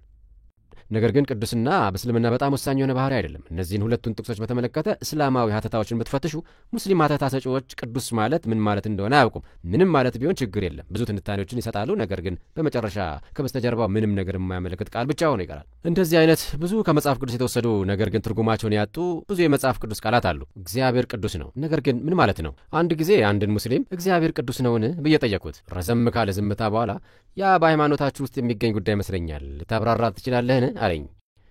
ምን አይነት ታላቅ ዕድል ነው! የእግዚአብሔርን ቅድስና እንዳብራራ ነው ከጠየቁኝ። በቅርቡ የታተመው የቁርአን ኢንሳይክሎፒዲያ ቅዱስ የሚለውን ርዕስ አልያዘም። ቅዱስ የሚለውን ቃል ያልያዘ የመጽሐፍ ቅዱስ ኢንሳይክሎፒዲያ አታገኙ። ዊኪፒዲያ የተሰኘውን ድረገጽ ለመጨረሻ ጊዜ ስመለከተው ቅዱስ የሚለው ቃል እስላማዊ ማብራሪያ አልያዘም። ቅድስና በእስልምና ማዕከላዊ ጉዳይ አይደለም። ሁለቱ ጥቅሶች ከቁርአን ውስጥ ቢጠፉ እስልምና ቅንጣት ታክል አይለወጥም። አላህ ቅዱስ ያለውን አምላክ ነው ብላችሁ ልትናገሩ ትችላላችሁ። ስለ ቅድስና ምንም አያውቅም። አላህ ቅዱስ ነውን? አላህ ቅዱስ ነው ማለት ምን ማለት ነው ብላችሁ ጠይቁ። እናስ ቅዱሳን መሆን ያስፈልገናል? ያ ማለት እንደ እግዚአብሔር እንሆናለን ማለት ነውን? የምንቀደሰው እንዴት ነው? ስለዚህ ጉዳይ ከሰዎች ጋር ተነጋገሩ። ያ ስለ ስርየትና ክርስቶስ ስለኛ መሞቱ እንዲሁም የኃጢአት ይቅርታን ማግኘት ማለት ምን ማለት ነው ወደሚል ውይይት ይመራል። ከእግዚአብሔር ጋር መሆንና ከእርሱ ጋር ኅብረት ማድረግ ማለት ምን ማለት ነው? ይህ መሠረታዊ የሆነ ጥያቄ ነው። እነዚህን ባህሪያት በተመለከትን ቁጥር እነዚህ ማዕከላዊ ያልሆኑ አለመሆናቸውን ትረዳላችሁ። እነዚህ ማዕከላዊ የሆኑ ባህሪያት ናቸው። እነዚህ የደህንነትን ሁኔታ የሚወስኑ ባህሪያት ናቸው። በእግዚአብሔር አምሳል መፈጠራችን፣ እግዚአብሔር መገኘት መቻሉ፣ እግዚአብሔር ቅዱስ መሆኑ፣ አፍቃሪ መሆኑና ታማኝ መሆኑ። ደህንነትና የደህንነት ግንዛቤ የተመሠረቱት በእነዚህ ባህሪያት ላይ ነው። እነዚህ ባህሪያት ከሌሉ ወንጌል ልትረዱት አትችሉም። ወንጌል ትርጉም አይሰጣችሁም። ስለዚህ ሙስሊሞች የእግዚአብሔርን ባህሪ እስኪረዱ ድረስ ወንጌልን ማብራራት በጣም አስቸጋሪ ነው የሚሆነው። ኃጢአት ችግር ከሌለውና ኃጢአተኛም ሰው ከአላህ ጋር መኖር ከቻለ የይቅርታ ትርጉሙ ምንድን ነው? ክርስቶስ ለእኛ መሞቱ ለምን አስፈለገ? እነዚህ ከሙስሊሞች ጋር እምነታችንን ስንካፈል ተጽዕኖ የሚያሳድሩ ጥልቅና አስፈላጊ ጉዳዮች ናቸው። በዚህኛው ክፍል የመጽሐፍ ቅዱስን እግዚአብሔር 4 ባህሪያትን ከቁርአኑ አምላክ ጋር እያነጻጸርን እንመለከታለን። ለእያንዳንዱ ባህሪ ከሙስሊሞች ጋር ወንጌልን ለመካፈል የሚያስችሉ ጥያቄዎችን እየተመለከትንና እየተብራራ ነው። ሙስሊሞች ስለ ክርስትና መረጃ እንደሚያገኙና ብዙ ጊዜ ጥያቄዎች ወደ እናንተ ይዘው እንደሚመጡ በአጽንኦት ለመናገር እፈልጋለሁ። አንድን ጉዳይ በተለያየ መንገድ ማየት የሚያስችሉ ጥያቄዎችን መጠየቅም ጥሩ ነው። ስለ እግዚአብሔር ባህሪያት የመናገርን ያህል ውጤታማ የሆኑ የውይይት ርዕሶች ጥቂት ናቸው። ሥላሴ መረዳት በእነዚህ ባህሪያት ላይ የተመሠረተ መሆኑን ወደ ኋላ ላይ እናገርበታለሁ። ምክንያቱም እነዚህን የእግዚአብሔርን ባህሪያት ሳናውቅ ስለ ሥላሴ መናገር እጅግ በጣም አዳጋች ጉዳይ ስለሆነ ነው። አንድ ሰው ሥላሴን ለመረዳት እነዚህን ባህሪያት መረዳት የግድ ያስፈልገዋልና። የእግዚአብሔር አምሳል ጉዳይ በአውስትራሊያ በምትገኘው በኒ ከተማ በሜልቦርን ከዓመታት በፊት ርኅራኄን የሚጠይቅ ነገር አንድ ጉዳይ በአደባባይ ላይ ተነሳ። አይሁዶችና ክርስቲያኖች በአንድነት በመሆን በእግዚአብሔር አምሳል ስለመፈጠር፣ ስለ ሰው ልጆች ክብር መነጋገር ጀመሩ። ለምን ሙስሊሞችንም አነጋግረን የሦስቱንም ሃይማኖቶች አመለካከት በአንድ አናሰፍርም በማለትም አሰቡ። ሙስሊሞችም ተጋብዘው በመምጣት እንዲህ አሉ። ደብዳቤያችሁን ወደነዋል፣ ነገር ግን በእግዚአብሔር አምሳል ተፈጥረናል ልንል አንችልም። እባካችሁን ያንን ካረፍተ ነገራችሁ ውስጥ ማውጣት ትችላላችሁ። ስለዚህ አይሁዶችና ክርስቲያኖች ያንን ተቀበሉ። የሰው ልጆች ዋጋና ክብር የሚመነጨው በእግዚአብሔር አምሳል ከመፈጠራቸው እንደሆነ የሚናገረውን አረፍተ ነገር አስወገዱት። ያንን ያደረጉበት ምክንያት ከሙስሊሞች ጋር አንድ አይነት ንግግር እንዲኖራቸው ስለፈለጉ ነው። ይህ በጣም የሚገርምና የሚያሳዝንም ውጤት ነው። በእርግጥ ክርስቲያኖች የሰው ልጆች እኩልነት የሚመነጨው እኛ በእግዚአብሔር አምሳል በመፈጠራችን ምክንያት መሆኑን የሚናገረውን በእስልምና ውስጥ የሌለውን መሠረታዊ አስተምህሮ መተዋቸውም በጣም የሚያሳዝን ነው። ይህንን የበለጠ ላጥብበው። አዳም በአምላክ አምሳል እንደተፈጠረ የሚናገር አዲስ አለ። ርዝመቱ 60 ጫማ ነው የሚልና ስለ አዳም የተነገረ ሌላም ነገር አለ። ነገር ግን ይህ በእስልምና ውስጥ ምንም አይነት ስለ መለኮታዊ ተያያዥነት የለውም። ዝም ብሎ የገባን አንድ ሰው አዲስ ውስጥ አካቶታል። ነገር ግን ስለ እግዚአብሔር ባህሪ እንደ ማስረጃ አይጠቀስም። ሌሎች መረጃዎች ሁሉ የሚያመለክቱ ተቃራኒውን ነው። በቁርአን ውስጥ እንደተነገረው ምንም ነገር አምላክን አይመስልም። ባለፈው ክፍል ውስጥ ስለዚያ ጥቂት ሰምታችኋል። አላህ ከልባችሁ ደም ስር ይልቅ ለእናንተ ቅርብ ነው የሚለው ማለት ነው። ቅርብ የተባለው ነገሮች አንዳቸው ወደ ሌላቸው ቅርበት እንዳላቸው ማለት ነው። እየተናገረ ካለው የተለየ ነገር የሚናገር አነጋገር ነው። ስለዚህ ምንም ነገር እግዚአብሔርን ይመስላል ሊባል አይችልም። በእርግጥ ምንም ነገር ከአምላክ ጋር ማያያዝ በእስልምና ውስጥ ይቅርታ የሌለው ኃጢአት ነው። ይህ ሽርክ ይባላል። ይህ ሽርክ የሚለው ቃል አላህ ይቅር የማይለው ብቸኛው ነገር ነው። ሽርክ ከሚለው ቃል ሙሽሪክ የሚል ቃል ታገኛላችሁ። ይህም ማለት አንድን ነገር የጋራ ማለት ነው። ይህ ቃል አልፎ አልፎ ጣዖት አምላኪ ወይም ብዙ አማልክትን የሚያመልኩ ሰዎች ተብሎ ተተርጉሟል። አንድን ነገር ከአምላክ ጋር ማጋራት በእውነተኛው ሃይማኖት ውስጥ ያለማመን ባህሪ ነው። ክርስቲያኖች ኢየሱስን ከአምላክ ጋር ስለሚያጋሩ አጋሪዎች ተብለዋል። ኢየሱስ አምላክ ነው ይላሉና። በእርግጥ ቁርአን አይሁዶች እዝራን የአምላክ ልጅ ይሉታል ይላል። ስለዚህ አጋሪዎች ናቸው። አይሁዶች ስለዚያ ጉዳይ የተለየ አመለካከት ነው ያላቸው። ነገር ግን ቁርአን የሚለው እንደርሱ ነው። አክራሪ ሙስሊሞች ዲሞክራሲ ሽርክ ነው ይላሉ። ምክንያቱም መሪነትን ለሕዝብ ትሰጣላችሁና። ነገር ግን መሪ አላህ ብቻ ነው። ለሕዝቦች ሥልጣንን በመስጠት ሰዎችን ከአምላክ ጋር እያጋራችሁ ነው። ነገር ግን አገር መመራት የሚገባት በአላህ ብቻ ነው። መለኮታዊ መሪነት ነው መኖር ያለበት። ይህ ሽርክ የሚመስሉትን ነገሮች ሁሉ የማስወገድ አስተምሮ ብዙ ነገሮችን የሚነካካ ምልከታ አለው። በቁርአን ውስጥ የሰው ልጆች መድረሻ እግዚአብሔርን መምሰል አይደለም፣ የእርሱ ባሪያዎች መሆን ነው። ስለዚህ አባትና የልጅ ግንኙነት አይደለም፣ ቁርኝት የለም። ከእግዚአብሔር ጋር አንድ ቤተሰብ አይደለንም። የአላህ ባሪያዎች ነን። ከእርሱ ጋር ምንም አይነት ኅብረት የለንም። ብቸኛ ግንኙነታችን ለእርሱ ሕግጋት መታዘዛችን ነው። ከአምላክ ጋር ሊያቆራኘን ምንም ነገር የለም። ስለዚህ ሰዎች የእግዚአብሔር ልጆች መሆናቸውን መናገራቸው እስልምናን እጅግ አድርጎ በከፍተኛ ሁኔታ የሚጻረር። ነገር ግን መጽሐፍ ቅዱስ የሚለው ተቃራኒውን ነው። ወንዶችና ሴቶች በእግዚአብሔር አምሳል እንደተፈጠሩ ይናገራል። ሴቶች ብቻ አይደሉም፣ ወንዶችም ጭምር በእግዚአብሔር አምሳል ነው የተፈጠሩት። ወንዶች ይህንን በማወቃችሁ ደስ ብሏችኋል። ሁለንተናችን በእግዚአብሔር አምሳል ነው የተፈጠር ነው። በእግዚአብሔር አምሳል መፈጠራችን ብቻ አይደለም፣ ነገር ግን እርሱን እንድንመስለው ተነግሮናል። መድረሻችን እግዚአብሔርን መምሰል ነው፣ የተበላሸው ምስል እንዲመለስ ማድረግ። የእግዚአብሔር መሻት ክብሩ ማለትም የእርሱ ባህሪ በቤተሰቡ ውስጥ እንዲገለጥ ነው። ስለዚህ እርሱ ቅዱስ እንደሆነ ሁሉ እኛም መቀደስ ያስፈልገናል።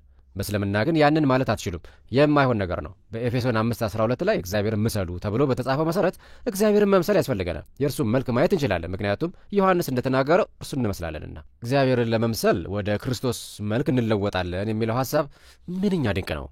በእርግጥ በአዲስ ኪዳን ውስጥ ቅዱሳን ማለትም እኔና እናንተ በእግዚአብሔር አገዛዝ ውስጥ እንደምንሳተፍ ተጽፏል። ከእግዚአብሔር ጋር ገዢዎች እንሆናለን። በክብር ከእግዚአብሔር ጋር የመግዛት ተካፋዮች እንሆናለን። ከእስልምና አንጻር ይህ ከአእምሮ በላይ የሆነ ንግግር ነው። እግዚአብሔር ሉዓላዊነቱን ከቤተሰባዊ ከወንድና ሴት ልጆቹ ጋር መጋራቱ የእግዚአብሔር ወራሾች መሆናችን ከእስልምና መረዳት በላይ ነው። ከተሰጎ ሚስጥራት መካከል አንዱ ኢየሱስ ከእኛ ጋር ያለው እግዚአብሔር መሆኑ ነው። እንደ ክርስቶስ በሆንን ቁጥር፣ ክርስቶስን በተከተልን ቁጥር በክርስቶስም ያለውን የእግዚአብሔርን መልክ እንመስላለን። ከክብርም ወደ ክብር እንለወጣለን። እግዚአብሔር ክብሩን ለእኛ ያካፍለናል። በእግዚአብሔር ዘንድ ያለን ይህ ውርስ በእጅጉ አስደናቂ ነው። በአምላክና በሰው ልጆች መካከል ምንም አይነት መመሳሰልን ማድረግ አትችሉም ከሚለው የቁርአን ትምህርት ጋር ምንኛ የተራራቀ ነው። ይህ የሆነበት ምክንያት በእስልምና አምላክ ከሰው ልጆች ጋር ኅብረትን የማያደርግ በመሆኑ ምክንያት መሆኑ መረዳት ያስፈልጋቸዋል። ከእኛ ጋር የግል ኅብረት ሊያደርግ አይችልም። ምክንያቱም ከእኛ ጋር የግል ኅብረት የሚያደርግ ከሆነ ከእኛ ጋር መመሳሰል ውስጥ ይገባል። እንደኛ ኅብረት አድራጊ ይሆናል። ምንም ነገር እርሱን ስለማይመስል አምላክ ኅብረት አድራጊ ሊሆን አይችልም። አላህ ተቆጣ የሚለውን የሚመሳስሉ በቁርአን ውስጥ የሚገኙ ንግግሮች ሙስሊሞችን ግራ ያጋቧቸዋል። ይህ እንደ ሰው ልጆች ያሉ ስሜቶችን የሚገልጹ አይደሉም ይላሉ። ከዚያ እጅግ የተለየ ነው። አምላካቸውን ይህንን ከመሳሰሉ ንግግሮች ማራቅ ያስፈልጋቸዋል። ይህንን በተመለከተ ለሙስሊሞች ብዙ ጥያቄዎች ልታነሱላቸው ትችላላችሁ። አላህ መልካም ነውን? እኛም እንደርሱ መልካም መሆን ይኖርብናል? እንዴት? አላህ ቅዱስ ነውን? እኛም ቅዱሳን መሆን ይኖርብናል? እንዴት? አላህ ከሰዎች ጋር ግንኙነት አለውን? ኢየሱስ እንደተናገረው ጠላቶቻችንን ይቅር የምንል ከሆነ የሰማዩ አምላካችንን እንመስላለን። በእናንተ እይታ ይህ ትክክል ነውን? እንዴት? ይህ ንግግር ከእስልምና አኳያ ሲታይ የሚያስደንቅ ነው። ጠላቶቻችሁን ይቅር ማለት በራሱ አስደናቂ ቢሆንም ያንን ብታደርጉ አምላካችሁን ትመስላላችሁ። ምክንያቱም ጠላቶቹን ይቅር ማድረግ የእግዚአብሔር ልማድ ነው። ስለዚህ በእግዚአብሔር አምሳል ተፈጥረናልን የሚለው ጥያቄ ሌሎች ብዙ ጥያቄዎችን በውስጡ የያዘ ጥያቄ ነው። በሰው ልጆች ውስጥ የሚገኘው የእግዚአብሔር ምስል በእኛና በእግዚአብሔር መካከል የሚገኝ ድልድይ ነው። በእስልምና ያለመኖሩ ደግሞ ብዙ የክርስትና የደህንነት መረዳዳቶችን ከአእምሮ በላይ ያደርጋል። ስለዚህ ይህንን ጉዳይ ከሙስሊሞች ጋር መዋየት በእጅጉ አስፈላጊ ነው። ሌላው ጥያቄ ደግሞ እግዚአብሔር አፍቃሪ ነውን የሚለው ነው። መጽሐፍ ቅዱስ የእግዚአብሔር ፍቅር እና ታማኝነት እስከ 1000 ትውልድ ድረስ የተረፈረፈ መሆኑን ይናገራል። በዘላለም ፍቅር ወድጃቸዋለሁና በማለት እግዚአብሔር በትንቢተ ኤርምያስ ውስጥ ይናገራል። ያልጠፋችሁት ስለወደድኳችሁ ነው ይላል። ብዙ ጊዜ ከእኔ ዘወር አላችሁ፣ ነገር ግን ስለወደድኳችሁ ጠብቄያቸዋለሁ ይላል። እናንተ መልካም ስለሆናችሁ አይደለም፣ ለእኔ ታማኞች ስለሆናችሁ አይደለም፣ እኔ ለእናንተ ታማኝ ስለሆንኩ ነው ይላል። በብሉይ ኪዳን ውስጥ ሚስቱ ከርታው አመንዝራ ብትሆንም ነገር ግን እርሱ በታማኝነት ስለጠበቃት ባልን እንመለከታለን። እርሷ ታማኝነቷን ብታጎርልም እርሱ ግን ይወዳታል፣ ይጠነቀቅላትም። እነዚህ ምስሎች በእጅጉ አትኩሮትን የሚወስዱ ምስሎች ናቸው። ይህ ሐሳብ በአዲስ ኪዳንም ውስጥ ተንጸባርቋል። እርሱ አስቀድሞ ወደውናል። እኛ ስለወደድነውና በሥራችን ስላስደሰት ነው አይደለም። እኛ ከእርሱ ርቀን ሳለን እንኳ እርሱ ስለወደደን ነው። በስማችን በመጥራት ልጆቼ ብሎናል። ክርስቶስ የሞተልን ጻድቃን ስለሆንን ሳይሆን ገና ኃጢአተኞች ሳለን ነው። ይህ ከአእምሮ በላይ የሆነ ፍቅር ነው። ኃጢአታችንን ያሸንፋል። በሥራ ያገኘነውም አይደለም። እያንዳንዳችን ገና ኃጢአተኞች ሳለን የወደደን። በቁርአን መሠረት አላህ የሚወደው የተገዙለትን ነው። የማይገዙለትን አይወድም። ስለዚህ ፍቅሩ አድሎ አለበት። ብትታዘዙት ይወዳቸዋል፣ ካልታዘዛችሁት አይወዳችሁ። ከዚያ በላይ ግን ሙስሊም ፈላስፎች እንደሚናገሩት አላህ በማንኛውም መንገድ እንደኛ ስላልሆነ ያፈቅራል ማለት በራሱ ትልቅ ችግር ያስከትላል። ስለዚህ አላህ የፍቅር ባህሪ እንዳለው መናገር ሊብራራ የማይችል ዘይቤ ነው። እኛ በምንረዳው በየትኛውም መንገድ የሚተረጎም አይደለም። አላህ የምንም ነገር ኃላፊነት የለበትም። ለምሳሌ ያህል ኢብን ነቂብ እንዲህ አለ፣ ምንም ነገር ለማድረግ ኃላፊነት የለበትም። ፍትህ አልባነት በእርሱ ወገን አይታሰብም፣ የማንም መብት ባለዕዳ አይደለምና አለ። ስለዚህ የቃል ኪዳን አምላክ አይደለም ማለት ነው። ከሰዎች ጋር ኅብረት በማድረግ ውስጥ አይሳተፍም ማለት ነው። ኢማም አልበርቃቪ እንዲህ አለ፣ ሁሉም አማኞች ከሃዲያን ቢሆኑ እርሱ ምንም አይጎርልበትም።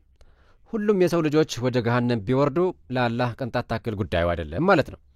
ምንም የሚያጣው ነገር የለም። ፍጥረቱ ከሆኑት ከእነዚህ ሁሉ ሰዎች ጋር የሚያያይዘው ምንም ነገር የለም። ስለዚህ ይህ በጣም በጣም የተለየ የአላህ መረዳት ነው ማለት ነው። ሙስሊሞች የተለያዩ ናቸው። አንዳንዶቹ ስለ አምላካቸው ፍቅር ላቅ ያለ ስሜት አላቸው። ሌሎች ደግሞ በፍልስፍናቸው ላይ ተመስርተው ያንን አይቀበሉም። የአመለካከት ልዩነቶች መኖራቸውን ይቀበላሉ። ነገር ግን የእስልምና የልብ ትርታ ማዕከል የሆነው አስተሳሰብ መጽሐፍ ቅዱስ ከሚለው የራቀ ነው። ስለዚህ እንዲህ ብላችሁ ልጠይቁ ትችላላችሁ፣ አላህ አፍቃሪ ሆኖ አግኝተዋል? አላህ አፍቃሪ ነው የሚያስብል ምክንያት አለ? ያላህን ፍቅር ማወቅና መለማመድ የምንችለው እንዴት ነው? ጥያቄያችሁን ልምምዳዊ አድርጉት። ምክንያታዊ የሆነ አስተሳሰብ እንዲኖራቸው አድርጉ። አላህ ማንን ነው የሚወደው? አንተን ይወድሃል? ስለ አላህ ፍቅር ያለ የግል ልምምድ ምንድን ነው? እነዚህን ጥያቄዎች ሲጠይቁ እያደረጋችሁ ያላችሁት ነገር ቢኖር የፈጣሪ ማንነት መጠቆም ነው። ነገር ግን እነዚህን ጥያቄዎች ከግል ልምምዳቸው ጋር በማያያዝ በመጠየቅ ስለ ማንነቱ እንዲያስቡ ታደርጋላችሁ። ስለ እግዚአብሔር ፍቅር የግል ልምምዳችሁን ማካፈል ይኖርባችኋል። በመጨረሻ የምንመለከተው የእግዚአብሔር ባህሪ ጥያቄ ይሆናል። መጽሐፍ ቅዱስ የሚሰጠው ምላሽ አዎን እርሱ ታማኝ ነው የሚል ነው። ከኖህ ከአብርሃምና ከሙሴ ጋር የዘላለም ቃል ኪዳን ማድረጉን መጽሐፍ ቅዱስ ይናገራል። እንዲሁም በአዲስ ኪዳን ውስጥ በክርስቶስ ደም የዘላለም ቃል ኪዳን መደረጉ ተመልክቷል። ስለዚህ በየዘመናቱ እነዚህን የዘላለም ቃል ኪዳኖች ማድረጉን እንመለከታለን። ብዙ ጊዜ ቃል ኪዳኖች አኳሆናዊ ናቸው። ስለዚህ አንዱ ወገን የተቀመጡትን ደሞች የሚተላለፍ ከሆነ ቃል ኪዳኑ ይፈርሳል። ቁርአን እንደሚናገረው አይሁዶች ስላልታዘዙት አላህ ከእነርሱ ጋር ያደረገውን ቃል ኪዳን አፍርሷል። ነገር ግን መጽሐፍ ቅዱስ እነዚህ የዘላለም ቃል ኪዳኖች መሆናቸውን ይናገራል። እግዚአብሔር ቃሉን የሚጠብቅ አምላክ ነው። አስማተኛው በለዓም እንኳ እግዚአብሔር የዋሽ ዘንድ ሰው አለመሆኑን ይጸጸትም የሰው ልጅ አለመሆኑን ተገንዝቧል። እርሱ ከተናገረ አይፈጽምምን? ይህ የአሕዛብ ነቢይ ንጉሡ እስራኤልን እንዲረግምለት በጠየቀው ጊዜ እንዲህ ብሎ ትንቢት ተናገረ፣ እስራኤልን መርገም አልችልም፣ ምክንያቱም እግዚአብሔር እስራኤልን ባርኮታልና። እግዚአብሔር ቃሉን አያጥፍም። በዚያ ረገድ በእርሱ ዘንድ መለወጥ የለም። ቲቶ የዘላለም ሕይወት አስተማማኝ ተስፋ መሆኑ በጳውሎስ ተነግሮታል። እግዚአብሔር ቃል ከገባ ቃሉን እንደሚጠብቅ ልትተማመኑ ትችላላችሁ። እግዚአብሔር መዋሸት አይቻለውም። የዕብራውያን መልእክት ይህንን ይናገራል። እግዚአብሔር መዋሸት ፈጽሞ አይቻለውም። እግዚአብሔር ከሚዋሽ ይልቅ በረዶ የእሳት ያህል ትኩስ ቢሆን ይቀላል። ሊሆንም አይችል ነው። መዋሸት ከእግዚአብሔር ባህሪ ጋር አብሮ መሄድ አይደለም። ስለዚህ የቅዱሳት መጽሐፍት መረዳት ነው። እግዚአብሔር ታማኝ ነው። ነገር ግን ቁርአን አላህ የወደደውን እንደሚያሳሰት ይናገራል። በቀጥተኛው መንገድ ላይ በመሄድ ልትከተሉ ሲገባችሁ፣ እርሱ ግን ከወደደ ከመንገዱ ላይ ሊያሳስታችሁ ይችላል። ከፈለገ ደግሞ የቀደመውን ቃሉን መሻር ይችላል። ስለዚህ ጉዳይ እስልምና መረዳት በሚለው ክፍል ውስጥ ተነጋግረናል። አላህ የሆነ ነገር ከገለጠ በኋላ ትንሽ ቆይቶ ደግሞ የቀደመውን የሚሽር ሌላ ነገር ሊገልጥ ይችላል። ስለዚህ በእስልምና የመጨረሻው ትእዛዝ የመጨረሻው ቃል ነው። ይህ የባርነት አስተሳሰብ ነው። ባሪያዎች ከሆናችሁና ሰኞ ዕለት ጌታችሁ ዕቃ እንድታጥቡ ቢነግራችሁ፣ ማክሰኞ ደግሞ አትክልት እንድትኮተኩቱ ቢነግራችሁ፣ ሌላ ትእዛዝ እስኪሰጣችሁ ድረስ መኮትኮታችሁን ትቀጥላላችሁ። ተጨማሪ ትእዛዝ የመጠበቅ ግዴታ አለባችሁ። እንደዚሁ አላህ የሚነግራችሁን የመጨረሻ ትእዛዝ ነው የምትፈጽሙት። በመጽሐፍ ቅዱስ ውስጥ ግን እግዚአብሔር አንዴ ከተናገረ ያ ቃል ኪዳን ለዘላለም ይኖራል። ለዚህ ነው የዘላለም ሕይወት ዋስትና ያለን። እንደምንድን መተማመናችን ከእግዚአብሔር ባህሪ የተነሳ ነው። ቁርአን እንደሚናገረው ሰዎች አታላዮች ቢሆኑም አላህ ግን ከአታላዮች ሁሉ የበለጠ አታላይ ነው። አትጨነቁ፣ እርሱ በማታለል ከሁላችሁም ይልቃል። እርሱ ከእናንተ በላይ አታላይ ነው። ይህ በጣም ታማኝ የሆነ አምላክ አይደለም። ይህ የቀደመውን ቃሉን የሚያጠፋ አታላይ አምላክ ነው። አንድ ጊዜ ከመሐመድ ተከታዮች መካከል አንዱ የመካን ሲራራ ነጋዴዎች በማጥቃት ምርኮ ወሰደ። ትንሽ እንደ መጨነቅ ሆኖ ወደ መሐመድ ተመልሶ መጣ። እንዲህ አለው፣ የተቀደሰ ወር ነው፣ ነገር ግን የተቀደሰውን ወር በመግደፍ ምርኮ ወስጃለሁ። መሐመድ እንዲህ በማለት መለሰለት፣ ይህንን ማድረግ እንደተፈቀደላችሁ አላህ አሁን ነገረኝ። ይህንን ባይገልጥልኝ ኖሮ በፍጹም ምሕረትን አታገኝም ነበር። በዚያች ቅጽበት አላህ ያንን ቃል ስለገለጠ ብቻ ነገሩ ወደ መልካምነት ተቀየረ። ያንን ባያደርግ ኖሮ ሰውየው ኃጢአተኛ ይሆን ነበር። ይህን ያህል ግብታዊ ነው። እንግዲህ ነው እንዲህ ነው እንግዲህ አካሄዱ። አላህ የነገራችሁን የመጨረሻ ነገር ነው የምታደርጉት። ይህ በእውነቱ ከሆነ ጥልቅ ጥያቄ ነው። እግዚአብሔር ታማኝ ነውን? እውነተኛስ ነውን? መልሱ እንደርሱ መሆን አያስፈልገውም የሚል ከሆነ ሌላ ጥያቄ ይከተላል። ይህ ምን አይነት አምላክ ነው? መልካም አምላክ ነው? ልትታመኑ ትችላላችሁ? ከሰው ያነሰው ነውን? የሚዋሽ ሰው የእግዚአብሔር ሰው እንዳልሆነና ጥሩ ሰው እንዳልሆነ እናምናለን። እግዚአብሔር ከሰዎች ያነሰ ጽድቅ ነውን? ይህ እንዴት ሊሆን ይችላል? ታማኝ ለመሆን በእግዚአብሔር ላይ መደገፍ ትችላላችሁን? እግዚአብሔር ለእናንተ ታማኝ ነውን? ይህንን ጥያቄ ያገኘሁት እንዲህ ብሎ ከተናገረ ሰው መሆኑን አስታውሱ። የቁርአኑ አምላክ ወይም የእስልምና አምላክ እኔ ከማምነው ታማኝና አፍቃሪ ከሆነው አምላክ የተለዩ ብዙ ነገሮች ያሉት ይመስላል። እነዚህ ለሙስሊሞች እጅግ ወሳኝ የሆኑ ነገሮች ናቸው። ሕሊናቸው እግዚአብሔር ማን እንደሆነ ይነግራቸዋል። ስለ እግዚአብሔር ማንነት መረዳትን ይሰጣቸዋል። እነዚህን ነገሮች ደግሞ በጥልቀት የሚያብራሩልንን መገለጦች ቃል እግዚአብሔር ውስጥ እናነባለን። ወንጌልን ለማሰራጨት ትልልቅ ዕድሎች አሉ። እነዚህን ነገሮች ማብራራት ከቻላችሁ የደህንነት መረዳት ቦታውን ይዛል። እግዚአብሔር ራሱ ኃጢአተኛ ከሆነ ከኃጢአት ልትድኑ አትችሉም። ምንም ትርጉም የሌለው ነገር ነው የሚሆነው። እግዚአብሔር ቅዱስ ካልሆነ ይህ ሊሆን የሚችለው እንዴት ነው? በወንጌል ስርጭት ወቅት እነዚህ ነገሮች በማንሳት መወያየት ፍሬያማ ያደርጋል። አማኙ የእግዚአብሔርን ማንነትና ባህሪ በመረዳት ከክርስቶስ ፍቅርና ሕይወት ጋር የተዋወቀ መሆኑ ዋና ጉዳይ ነው። መድረሻ ግባችን እርሱ ነውና የኢየሱስ ደቀ መዛሙርት የመሆን ትርጉሙም እሱ ነው። በቁርአን ውስጥ የተገለጸው የአላህ ባህሪ በመጽሐፍ ቅዱስ ውስጥ ከተገለጸው የያህዌ ባህሪ ጋር አንድ እንዳልሆነ በራስ በመተማመን መናገር እንችላለን። ከሙስሊሞች ጋር ስትወያዩ እነዚህ ልዩነቶች በማንሳት ምን እንደሚያምኑ ልጠይቋቸው ትችላላችሁ። ቁርአን የሚለውን በትክክል የማይከተሉ ሊሆኑ ይችላሉ። ነገር ግን እነዚህ ጥያቄዎች በጣም ኃይለኛ ናቸው። በማንኛውም መንገድ ሰዎች እነዚህ ነገሮች ሳይረዱ ወንጌል ሊረዱት አይችሉም። በሦስቱ እምነቶች ማለትም በይሁዲ በክርስትናና በእስልምና መካከል የቤተሰባዊነት መመሳሰል አለን? አንዳንድ መመሳሰሎች አሉን እያልኩ አይደለም። ነገር ግን ከአንድ ወላጅ እንደመጡ ሰዎች አይነት መመሳሰል አለው እያልኩ ነው። ከአንድ አይነት የሃይማኖት ቤተሰቦች ናቸውን እያልኩ ነው። አብርሃማዊ እምነቶች የሚባል ነገር አለን? ሁላችንም ከአንድ መሠረት የምታነንን? በእምነቶች መካከል ያለውን ተዛምዶ የሚያሳዩ ጥቂት ሞዴሎችን ፈጠን ብዬ ላሳያችሁ። በዘመናችን ማኅበረሰብ መካከል በአንድ ሃይማኖት ቤተሰብ ውስጥ ያለን ሰዎች መሆናችን እንድንናገር የሚያስገድዱ ተጽዕኖች መኖራቸውን ለመናገር እፈልጋለሁ።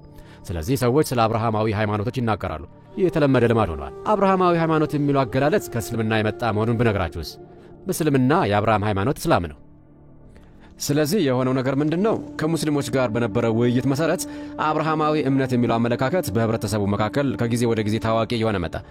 እስልምና በሃይማኖቶች መካከል ላለው ጥምረትና አንድነት ራሱን እንደ መሠረት አስቀምጧል። የአብርሃም ሃይማኖት ነኝ በማለት የእኛ የማንነት ጉዳይ በእስልምና ሃይማኖትና ትምህርት ውስጥ ላቅ ያለና ከባድ ተጽዕኖ ያረፈበት መሆኑ በጣም አስገራሚ ነው። ቁርአን የአብርሃም ሃይማኖት እስላም መሆኑን ይናገራል። ቤተሰባዊ መመሳሰል አለን? በእስልምና ትምህርት መሠረት እስልምና የሁሉም ስር ሲሆን ከዚህ ስር በመነሳት ይሁዲና ክርስትና በቀሉ። እኛ የተበከልን የእስልምና ቀጥያዎች ነን። እምነታችንንም በትክክል መከተል ከፈለግን ቁርአንን ማንበብ ያስፈልገናል። ኢየሱስን ማገልገል ከፈለጋችሁ ቁርአንን ተከተሉ። ይሁዲም እንደዚያው። ብዙ ክርስቲያኖች የሚያምኑት የተለመደ አስተሳሰብ ይሁዲ ምንጭ እንደሆነና ክርስትና ደግሞ ከእርሱ እንደተነሳ ነው። የእስልምና መነሻ ደግሞ ከክርስትናና ይሁዲን ቅልቅል እንደሆነ ነው። ዱድሌ ውድቤሪ ከመጣጥፎቹ መካከል በአንዱ እንደሚከተለው መከራከሪያ ያቀርባል። ውድቤሪ በካሊፎርኒያ በሚገኘው የፉለር ሴሚናሪ ውስጥ የዓለም ሚስዮን ዳይሬክተር ነው። እስላም ልክ ወደ መስጊድነት እንደተቀየረው የሃጊያ ሶፊያ ቤተ ክርስቲያን እንደሆነ ተናገረ። በኢስታንቡል ውስጥ የነበረ ካቴድራል ነበር። የክርስቶስና የቅዱሳን ምስሎች በጥቁር ቀለም ጠፍተዋል።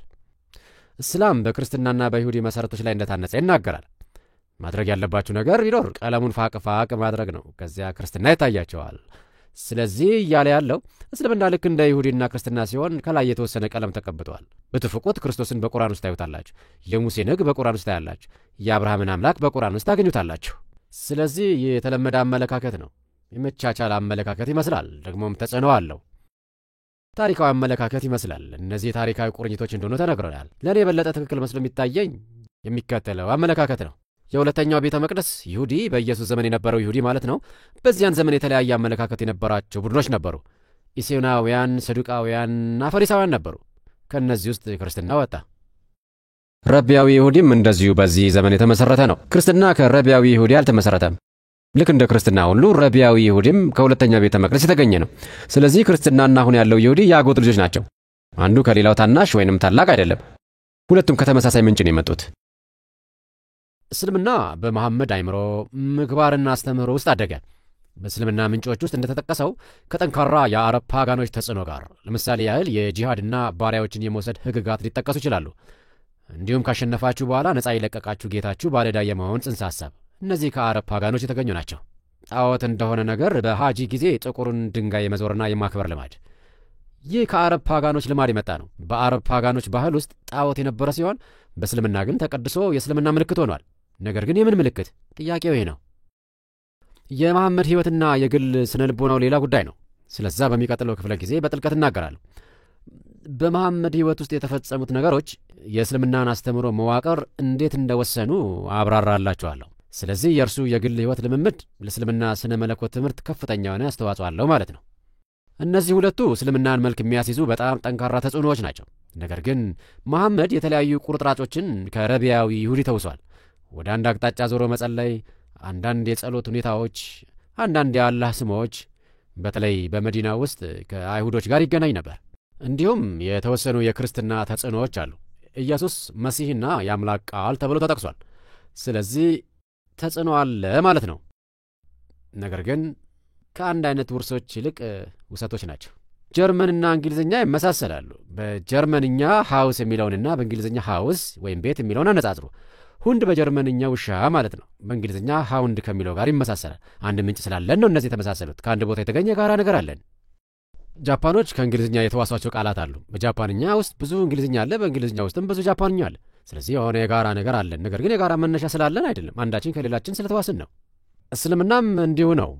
ከመጽሐፍ ቅዱስ ብዙ ብጭቅጫቂ ነገሮችን ተውሷል። ውሰቱ አውዳሚ ሂደት መሆኑንና ቁርጥራጮቹ ከዋና ምንጫቸው ተገንጥለው እንደተሰነቀሩ አብራራለሁ። ቤተ ክርስቲያን ወይንም ምኩራብ በእስልምና ትልቅ ሕንፃዎች እንዲሆኑ አልሰፉም። ቀለም የመቀባት ሥራም አይደለም። ነገር ግን ቤተ ክርስቲያንና ምኩራብ እንዲፈርሱ ተደርጎ መሐመድ ፍርስራሹን እየቃኘ ለአዲሱ የመስጊድ ግንባታ ያንን ወስዳለሁ አለ። ከዚያ ሰዎች በመምጣት ተመልከቱ፣ የክርስትና ቁራጭ አለ፣ የይሁዲ ቁራጭ አለ በማለት ተናገሩ። ነገር ግን ካለፈው ሕንፃ የቀጠለ ግንባታ አይደለም። ይህ ሙሉ በሙሉ ለተለየ ዓላማ የተገነባ አዲስ ሕንፃ ነው። የተወሰኑ የሕንፃ መሳሪያዎችን ወስዶ ተጠቅሟል። ይህንን የምንገልጽበት ሌላው መንገድ ደግሞ መሐመድ ክርስትናን ባለመረዳቱ ነው። ይሁዲንም አያውቀውም፣ በምንም መንገድ አልወረሳቸውም። በሁለቱም እምነቶች ስላላደገ በእስልምናና በሁለቱ ሃይማኖቶች መካከል ትልቅ አለመጣጣም አለ። በአንጻሩ ደግሞ የመጀመሪያዎቹ ሐዋርያት ደቀ መዛሙርት የተደረጉ አይሁዶች ነበሩ። እነርሱም ኢየሱስም በይሁዲ ያደጉ ነበሩ። ስለዚህ ክርስትናና ይሁዲ ከእስልምና ጋር የማይጋሩትን ተፈጥሯዊ የሆነ ቤተሰባዊ ትስስር ይጋራሉ። የውሰት ተጽዕኖ የሆነን አንድ ምሳሌ ልስጣችሁ። ውሰት አጥፊ የሆነ ሂደት ነው ብዬ ተናግሬያለሁ። የግንኙነት መዋቅርን ወይንም ደግሞ ስርዓትን ጠብቆ የሚያቆይ አይደለም። አንድን ነገር ከአውዱ ገንጥሎ ይወስዳል። በእስልምና ኢሳ አልመሲህ መሲሁ ተብሎ ተጠርቷል። አንዳንድ ጊዜ ሙስሊሞች ስለዚህ ብዙ ይናገራሉ። ኢየሱስን እንደ መሲህ እናከብረዋለን ይላሉ። ያንን ሙስሊም ወዳጃችሁን ግን መሲህ ማለት ምን ማለት ነው በማለት ጠይቁትና የሚለውን ስሙ። ሙስሊም ሊቃውንት ምን ማለት እንደሆነ አያውቁም። በትርጉሙ ላይ ስምምነት የላቸውም። አንዳንድ ሊቃውንት ብዙ የሚጓዝ ሰው ማለት ነው ይላሉ። ሌሎች ደግሞ ቅባት ማለት ነው ይላሉ። ነገር ግን ቅባት ማለት ምን ማለት እንደሆነ ማብራሪያ የለም። በእውነቱ ግን መሲህ ማለት ምንም ይሁን ምን በእስልምና ምንም ለውጥ አያመጣም። ሙሉ በሙሉ አስፈላጊ አይደለም። ትርጉሙ ምንም እንደሆነ ማንም የማያውቀውን ተውሶ ትመለከታላችሁ። ኢንዶኔዥያ ያለው አንድ ሰው ሶኒ ወክማን ሊሸጥልኝ ፈለገ። አንቲክ ሴካሊ ነው፣ በጣም አንቲክ የድሮ ዕቃ ነው አሉኝ። ለምን የድሮ ዕቃ እንደተባለ ገረመኝ። የውጭ ዜጎች የድሮ ዕቃ እንደሚወድ ያውቃሉ። ስለዚህ አንቲክ የሚለው የእንግሊዝኛ ቃል ምርጥ ዕቃ ማለት እንደሆነ ስላሰቡ ይህንን ነገር አንቲክ ነው አሉት።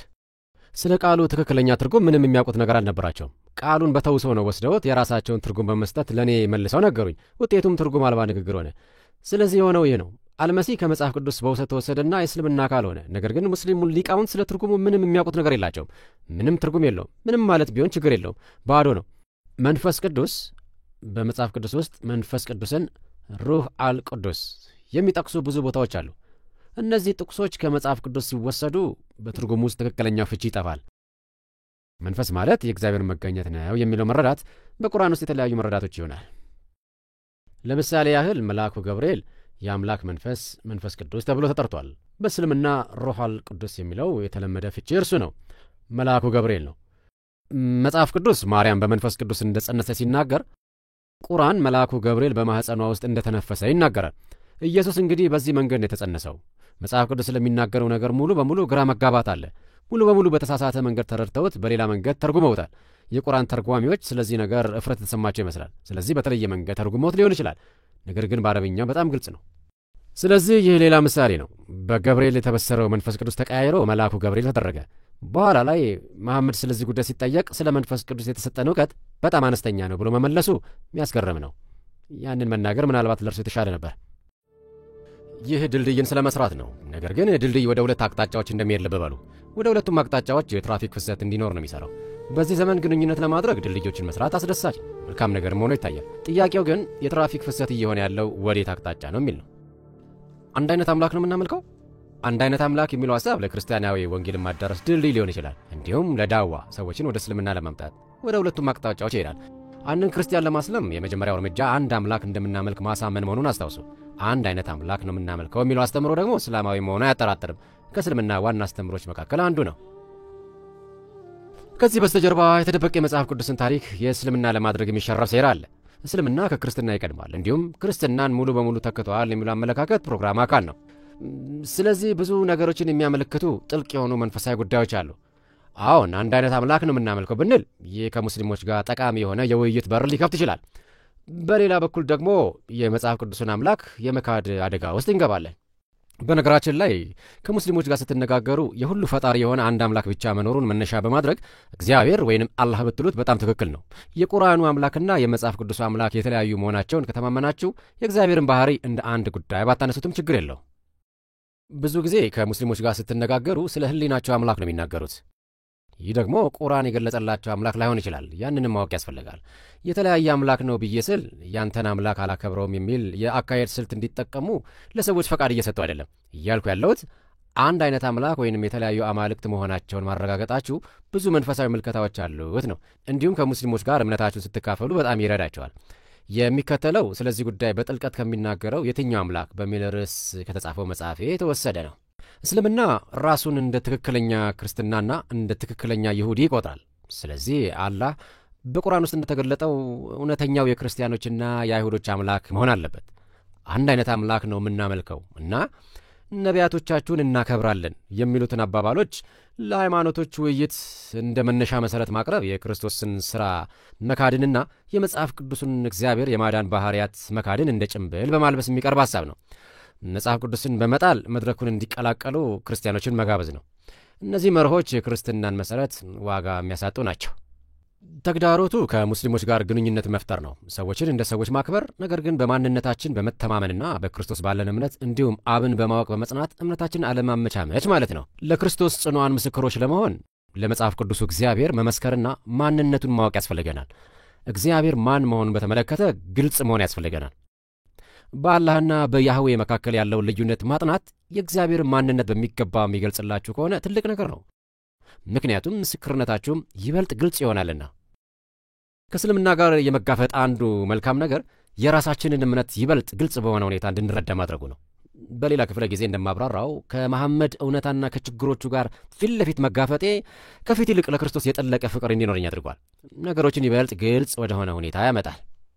ከሙስሊሞች ጋር ለመነጋገር አሁን አንድ አይነት አምላክ ነው የምናመልከው ወይንም ሙሉ በሙሉ በተቃራኒ ጠርዞች ላይ ነን ከሚለው አንዱ ስልት በዘለለ የተለያዩ ስልቶችን መንደፍ እንችላለን። የበለጠ አቅራቢ የሆነውን እግዚአብሔርን እንዴት ትረዳዋለህ፣ በመረዳታችን መካከል ያለው ልዩነት ምንድን ነው በማለት መጠየቅን የመሰለ ስልት ልንጠቀም እንችላለን።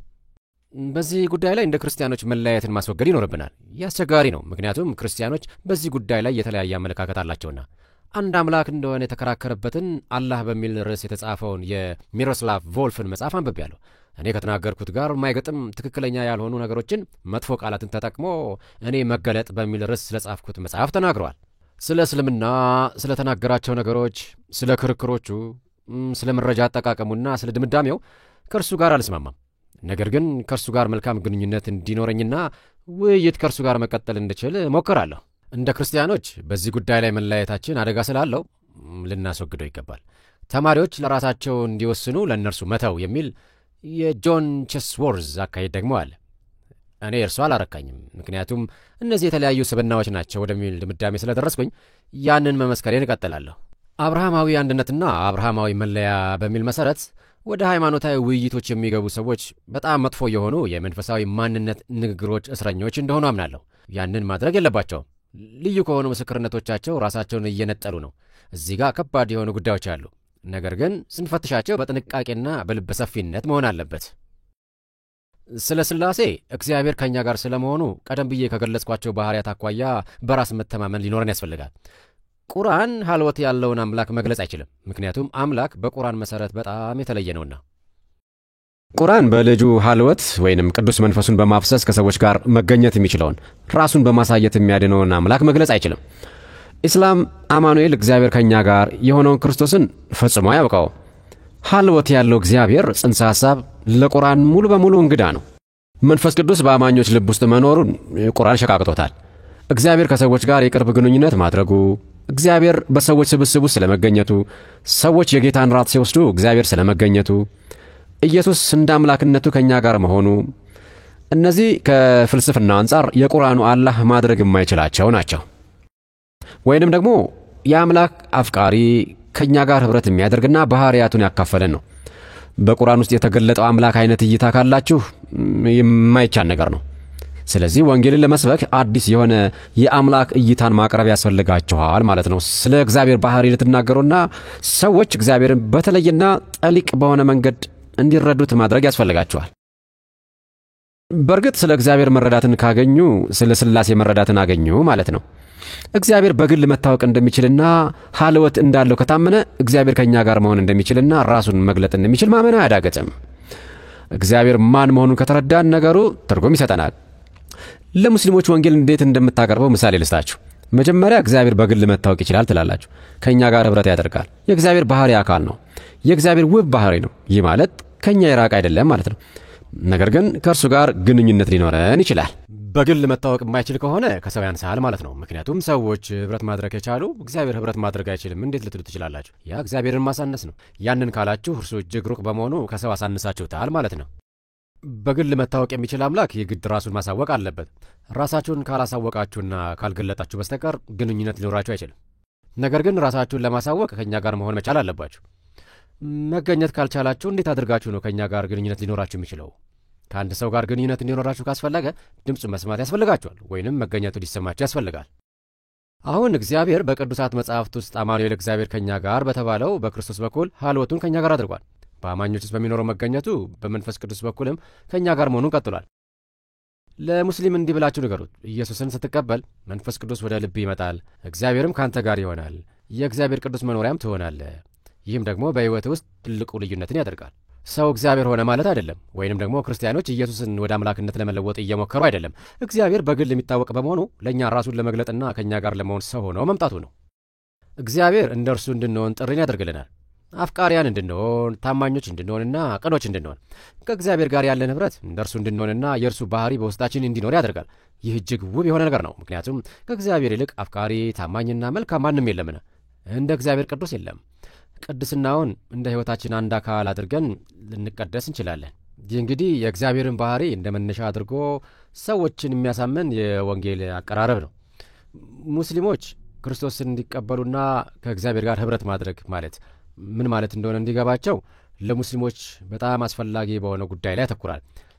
ምክንያቱም አንድ ሙስሊም ወንጌል ለመስማት ግማሽ ፍላጎት እንኳ ቢያድርበት ከእግዚአብሔር ጋር የግል ግንኙነት እንዲኖረው ከመፈለግ ነው። ይህ የኃጢአትን ባህሪ ለማብራራት ነው። እግዚአብሔር ቅዱስ ነው። ይህ ማለት እርሱ ንጹሕ ነው ማለት ነው። በእርሱ ዘንድ የጨለማ ግርዶሽ የለም። እርሱ የተለየ ነው። ከቅድስናው የተነሳ እርሱ ልዩ ነው። ቅዱስ የሆነው አምላክ ኃጢአትን ያደርግ ዘንድ ወይንም በውስጡና ባጠገቡ አንዳች ኃጢአት ይኖር ዘንድ አይቻለውም። እርሱ ብርሃን ስለሆነ በእርሱ ዘንድ ጨለማ አይኖርም። ቅዱስ ያልሆነ የትኛውም ነገር ከእግዚአብሔር ጋር ሊኖር አይችልም። ዓይኖቹ ክፉን መታገስ አይቻላቸውም። በዕንባቆም ውስጥ የሚናገረው እንደርሱ ነው። ነገር ግን እኛ በውስጣችን ኃጢአት አለ፣ ክፋትም እናደርጋለን። ሁሉም ሰው ኃጢአትን ስላደረገ ከእግዚአብሔር ክብር ወድቋል። ነገር ግን እግዚአብሔር ከእርሱ ጋር እንድንኖርና ከእርሱ ጋር ግንኙነት እንዲኖረን ካደረገ ችግር ነው። ምክንያቱም እርሱ ቅዱስ ሲሆን እኛ ግን ቅዱስ አይደለንምና። በእኛ ውስጥ ጨለማ አለ፣ በእርሱ ውስጥ ግን የለም። እንዲህ ከሆነ ከእግዚአብሔር ጋር ግንኙነት ሊኖረን የሚችለው እንዴት ነው? ከእግዚአብሔር ጋር የምንሆነው እንዴት ነው? እንግዲህ ቅዱሳን መሆን ያስፈልገን ይሆን? ራሳችንን በራሳችን ማንጻት? ቅዱስ ያልሆነ ሰው ራሱን ማንጻት ይችላለን? አይችልም። ቅዱስ የሆነ ሰው ብቻ ነው ቅዱስ ያልሆነው ማንጻት የሚችለው። ያንን ማድረግ አይቻልንም። ነገር ግን እግዚአብሔር ያንን አድርጎልናል። ምክንያቱም ክርስቶስ ሞቶልናልና ቅዱሳን መሆን እንድንችል፣ በእግዚአብሔር መገኘት ውስጥ መሆን እንድንችል፣ ከእግዚአብሔር ጋር መሆን እንድንችል፣ ከእግዚአብሔር ጋር ግንኙነት እንዲኖረን ጨለማውንና ኃጢአታችንን ከውስጣችን አስወግዷል። ስለዚህ ይህ የኃጢአትን ጽንሰ ሐሳብ ከእግዚአብሔር ባህሪ፣ ከቅድስናው፣ ከመገኘቱ፣ ከእርሱ ጋር ግንኙነት እንዲኖረን ካለው ፍላጎት አንጻር ያብራራል። ስለዚህ እነዚህ እስልምና በሚቸገርባቸው የእግዚአብሔር ባህሪያትና ማንነት ላይ በማተኮር ወንጌልን የሚያስረዱ ሁለት አነስተኛ ስብከቶች ናቸው። ይህንንም የምናደርገው አዲሱ አማኝ የእግዚአብሔር ማንነትና ባህሪ መረዳት ይችል ዘንድ ጠንካራ መሠረት ለመጣል ነው። ከእግዚአብሔር ማንነት ይልቅ ይበልጥ አስደሳችና ውብ የሆነ ርዕሰ ጉዳይ ያለ አይመስለኝም። ነገር ግን በየቤተ ክርስቲያኖቻችን እምብዛም ትኩረት የምንሰጠው አይመስለኝም። እግዚአብሔር ፍቅር በመሆኑ ላይ እናተኩራለን፣ ምክንያቱም እርሱ መልካም ነገሮችን ይሰጠናልና። ነገር ግን ቅድስናው፣ ጽድቁ፣ ሀልወቱ እነዚህ የሚበልጥ ልናስባቸውና ትኩረት ልንሰጣቸው የሚገቡ ነገሮች ናቸው።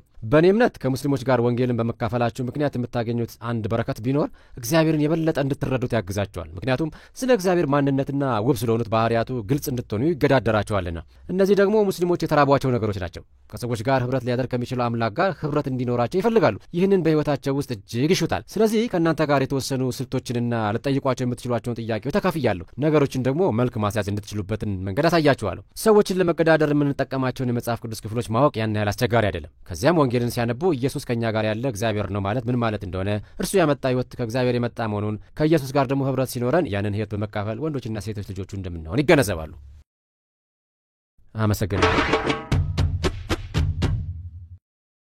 ቅዱሳን ዛሬ ከተረዳችሁኝ ትንሽ ጠበቅ አድርጌ አንድ ነገር ላሳውቃችሁ ነው። ይህን አገልግሎት በገንዘባችሁ ደግፉ የሚል ማስታወቂያ በየቪዲዮዎቼ ላይ ለጥፋለሁ። ይህን ሰምተው ፈቃደኛ ሆነው የሚመጡት ግን ቁጥራቸው እጅግ በጣም ጥቂት ነው። እናንተ የሚመስላችሁ ማስታወቂያ በተለጠፈ ቁጥር የሚሰጡ እንዳሉ ነው። እውነታው ግን ከብዙ ማስታወቂያ አንድ ወይም ሁለት ሰው ፈቃደኛ ሆኖ ከመጣ ነው። ይህ ደግሞ አገልግሎቱ አንድ እርምጃ ወደፊት ፈቀቅ እንዳይል እያደረገው ነው። መሰራት ያለባቸው በጣም ትልልቅ ስራዎች አሉ፣ የኦሮምኛን አገልግሎት ጨምሮ። ነገር ግን የገንዘብና የሰው ኃይል ይጠይቃሉ። አገልግሎቱ ባለበት እየረገጠ እየተንቀራፈፈ ይቀጥል ትላላችሁ ወይስ በመስጠት በሚገባ እየተሳተፋችሁ ስራው ይቀጥል ትላላችሁ? አገልግሎቱ ለመደገፍ ብዙ አማራጭ መንገዶች አሉ። ከነዛ መካከል እነዚህን መጠቀም ትችላላችሁ። ከኢትዮጵያ ውጭ የምትኖሩ በአንድ ዓመት ልዩነት ወይም በግማሽ ዓመት ልዩነት ወይም ደግሞ ለእናንተ በሚያመቻችሁ ቋሚ ጊዜ ልዩነት $100 መስጠት ትችላላችሁ። አገር ውስጥ ያላችሁ ደግሞ በዓመት ወይም በግማሽ ዓመት ልዩነት 5,000 ወይም 10,000 መስጠት ትችላላችሁ። ወይም ደግሞ በወራዊው የ50 ብር መዋጮ የ500 ብር እና የ1,000 ብር መዋጮ በዛ ላይ መሳተፍ ትችላላችሁ።